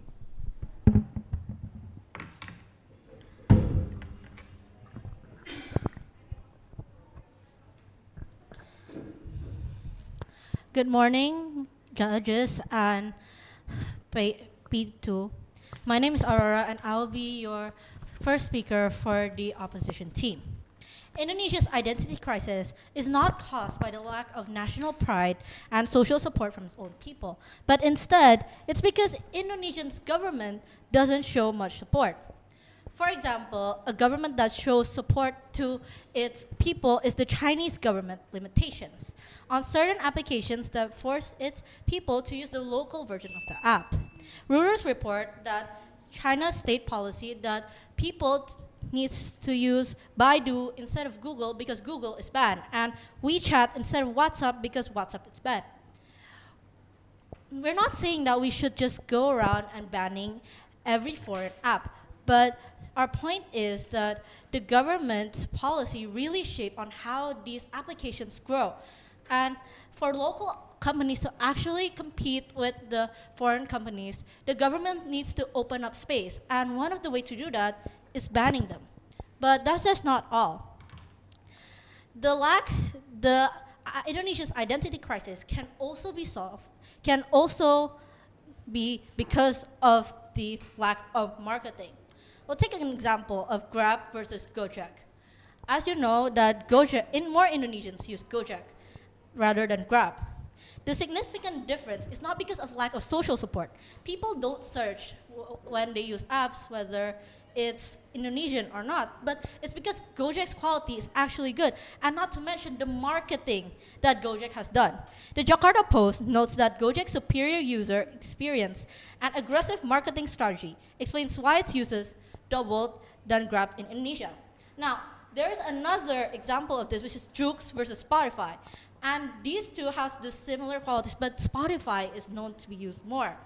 Why is this? It's because Spotify has done loads of marketing. It even has sponsored a football team. But what about Joox? Joox haven't done anything to market itself. So this is why Indonesia's identity crisis is not because of the lack of national pride or social support, but it's because, How does this affect the identity crisis of the people themselves? We're discussing about companies and their policies.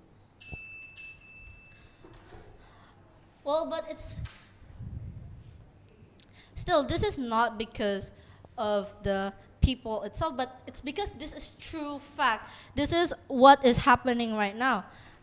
And as I say, it's not because lack of national pride and social support, but the lack of support from the government, and also the marketing and the quality of these apps. Thank you. Good morning, judges and fellow debaters. My name is Gabriel, and I am the second speaker from the government team. Today, I stand here to argue that Indonesia's identity crisis is caused by the lack of national pride and social support from its own people. Indonesia's identity crisis is fundamentally rooted in internal weakness, particularly the declining national pride and social support among its own citizens. Even though the government has continuously promoted unifying values like Bhinneka Tunggal Ika and Pancasila, these ideals are not fully embraced at the social level.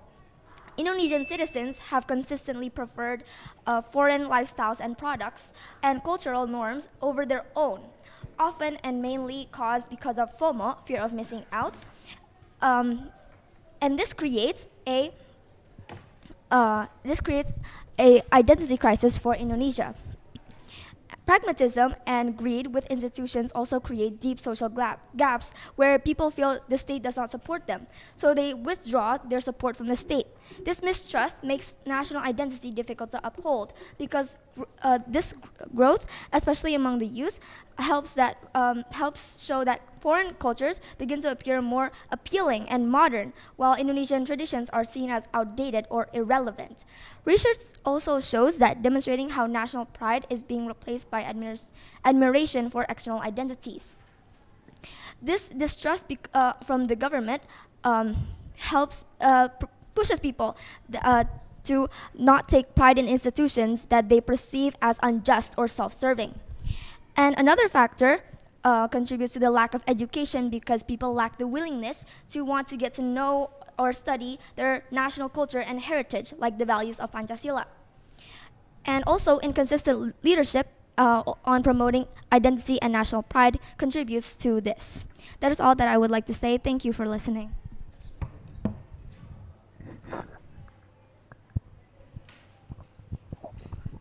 Okay, ladies and gentlemen, my name is Felicia, and today I will be the second speaker of the opposition team. You mentioned about traditional clothing becoming more modernized over the time, and traditional designs being more lost in time. That is not because the lack of national pride, but that is because our preferences can shift from era to era. Nowadays, the traditional designs of kabaya and batik have slowly, it's true, it has slowly eroded. But in fact, some local kabaya and batik designers have altered their original cultural and traditional designs to be more westernized and modern. But this is because people's preferences can evolve as the norm in society will eventually change from era to era.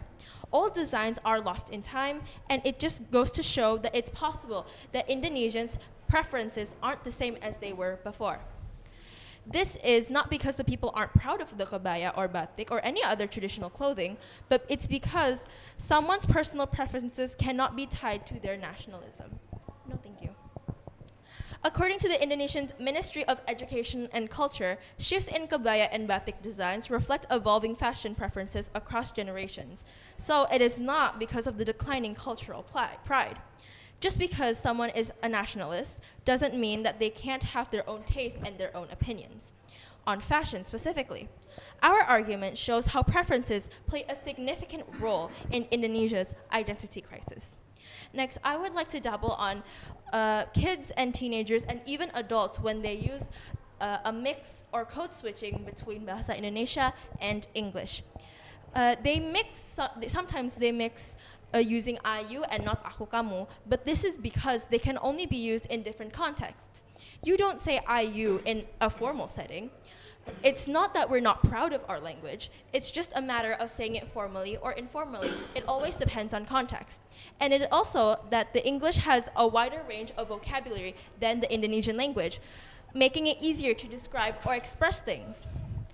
From the source media Indonesia, according to this article, the Oxford English Dictionary lists around 600,000 English words, and some estimates, including neologism, even go up to 1 million. Meanwhile, for Indonesian, the Kamus Besar Bahasa Indonesia, or KBBI, only records around 120,000 words as far as its 2018 edition. This implies that English has a much larger variety of lexicons than Standard Indonesian, which means potentially more expressive flexibility, more nuanced meaning, and more synonyms, etc. Thank you.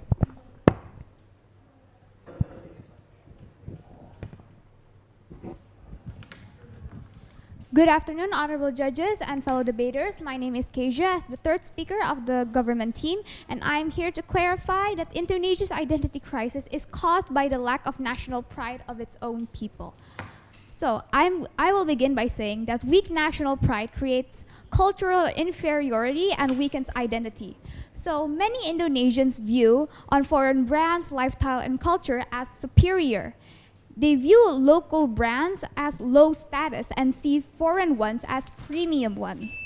This mindset undervalues their own cultural strength, and internal inferiority is going to be vulnerable to losing its own cultural directions. So identity crisis is caused by internal attitudes of inferiority, not external forces. The second point I would like to point out is lack of social support prevents Indonesians' achievements from becoming national symbols. Indonesians rarely create strong feedback loops on and elevate their own creators. Without social support, national achievements cannot be part of a shared identity.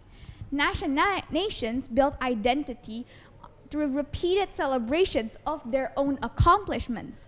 Indonesia fails to do so. That is the cause of identity fragmentation. And the lack of support from citizens blocks the formation of a unified nation. The third point I would like to point out is identity requires daily practice, not just cultural existence. Indonesia has an abundant cultures, but citizens don't actively practice it. We do have the variety of cultures, but it is the citizens that don't want to make it their own identity.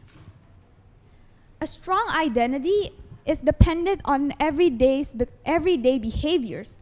By buying local products, appreciating local art, and supporting local industries. If people consistently choose foreign alternatives, that will weaken our own cultural foundation.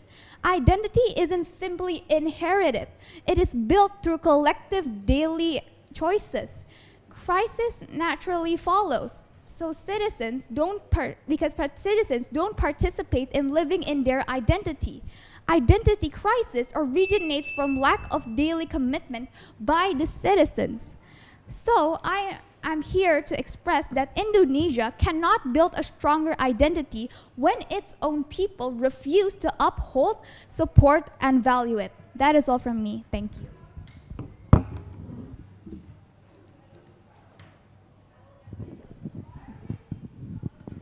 All right, good afternoon, fellow judges and debaters. I would like to rebut what the third speaker of the government team has mentioned, that weak national pride is because the Indonesians think that foreign brands are better. But it is not because of national pride, but it is because these brands or products have different quality. As we quote from Kumparan, they noted that foreign brands are 80% higher in quality than local brands. So it is not because that the Indonesians check whether this brand is from Indonesia or this brand is from another country, but it is because a different measure of quality. And also not to mention what my previous partner has said about Grab and Gojek. They have superior user experience and an aggressive marketing strategy. That is a note from the Jakarta Post, because the thing is, it's not because of national pride, but it is because of external factors, because they just have better marketing and they just have better user experience. And I would like to bring a new argument about Indonesians' productions and also Western productions.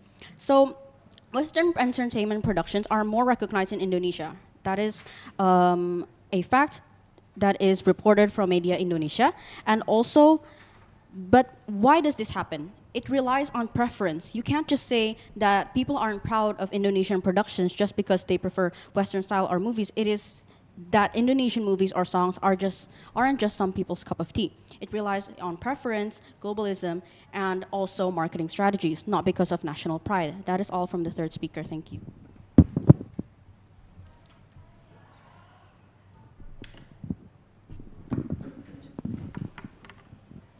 Okay, I would like to sum up our arguments today.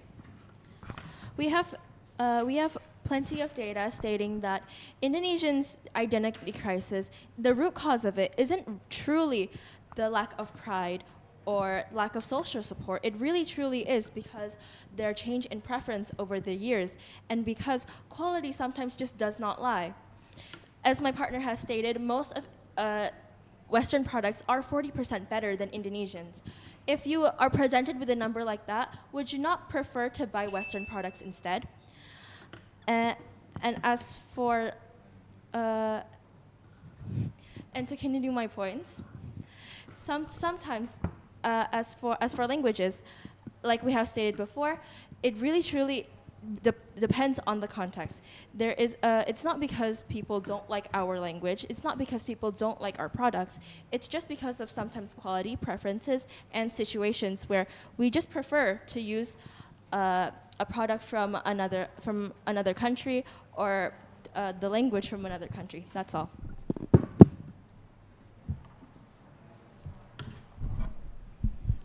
Good morning, judges and debaters. I, Nathan, will lead the reply speech of the government team.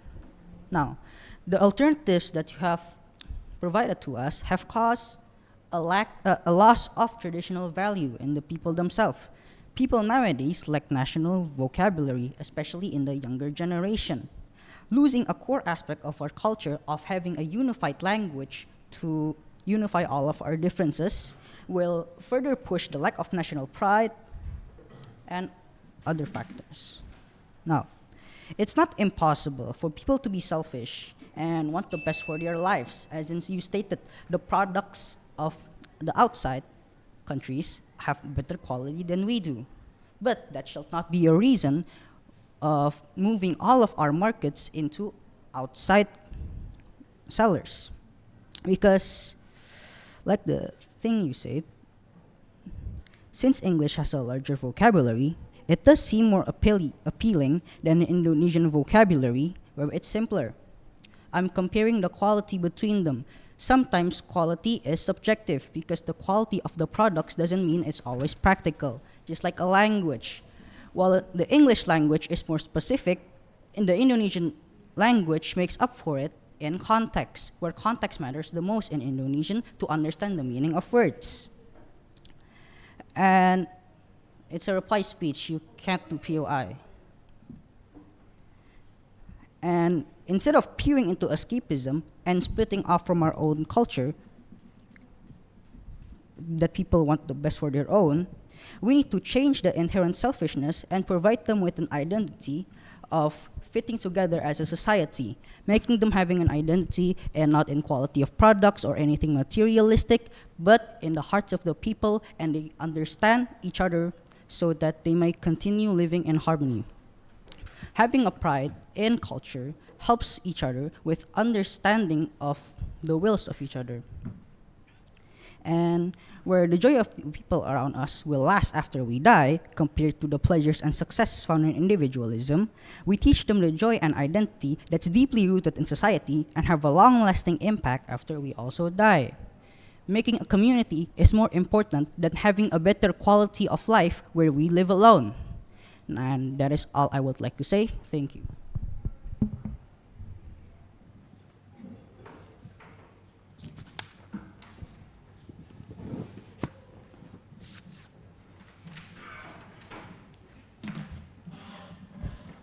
Thank you, judges and debaters, for all the hard work for participating in the competition. Again, good luck and may the best debaters win. Please exit the door and go upstairs to the aula to get the information about the winners. I'm Alessandra. I'm Naomi. See you next time.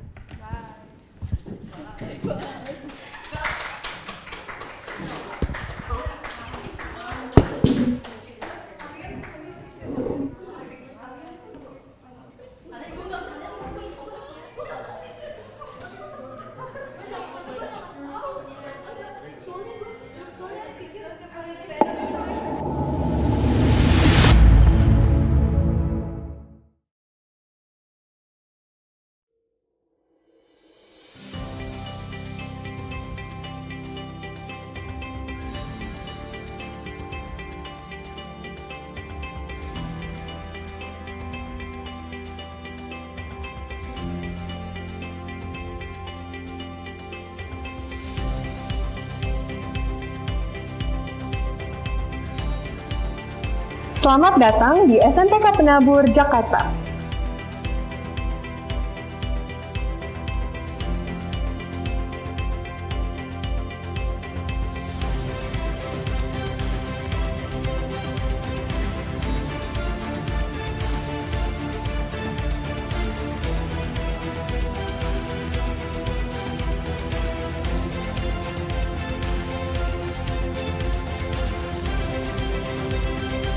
BPK Penabur merupakan lembaga pendidikan Kristen yang berada di bawah naungan Gereja Kristen Indonesia, yaitu GKI.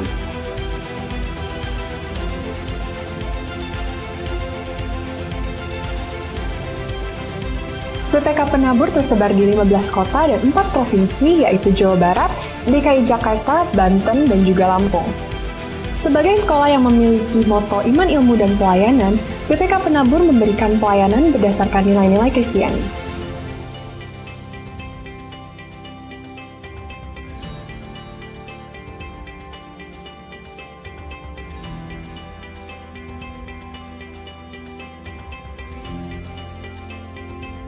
Dengan visi menjadi lembaga pendidikan Kristen unggul dalam iman ilmu pelayanan, serta misi mengembangkan potensi peserta didik secara optimal, melalui pendidikan dan pengajaran bermutu berdasarkan nilai-nilai Kristiani, BPK Penabur Jakarta, khususnya jenjang SMP, memiliki program-program unggulan baik intrakurikuler maupun ekstrakurikuler.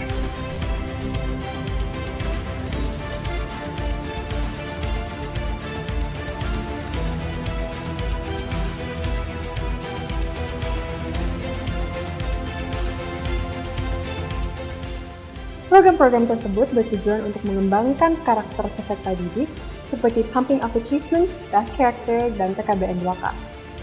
Selain itu, ada juga program-program yang bertujuan untuk meningkatkan keterampilan dan kepemimpinan peserta didik dalam rangka menyambut revolusi industri 5.0, seperti program OSIS, MPK, Pramuka, dan juga Ekskul. Serta ada juga program-program yang bertujuan untuk menumbuhkan semangat entrepreneur di era digital seperti Yes Generation.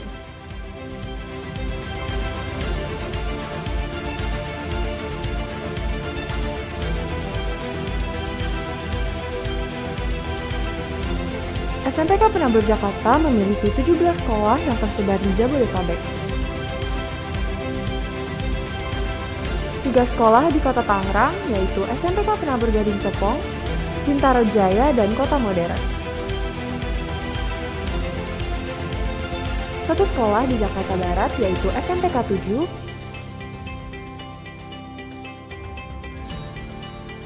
2 sekolah di Jakarta Utara, yaitu SMPK 4 dan SMPK 6, 3 sekolah di Jakarta Pusat, yaitu SMPK 1, SMPK 2, dan SMPK 3.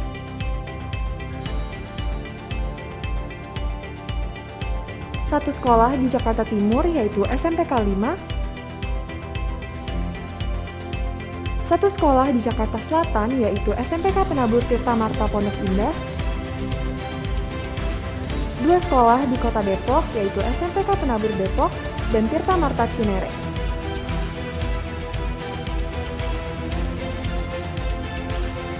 3 sekolah di Bekasi, yaitu SMPK Penabur Harapan Indah, Jababeka, dan Sumarekon Bekasi.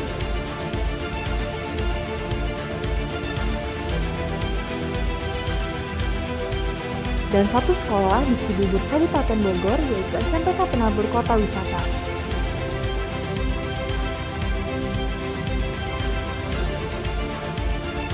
Informasi lebih lengkap mengenai SMPK Penabur Jakarta dapat diakses melalui tautan atau QR Code berikut.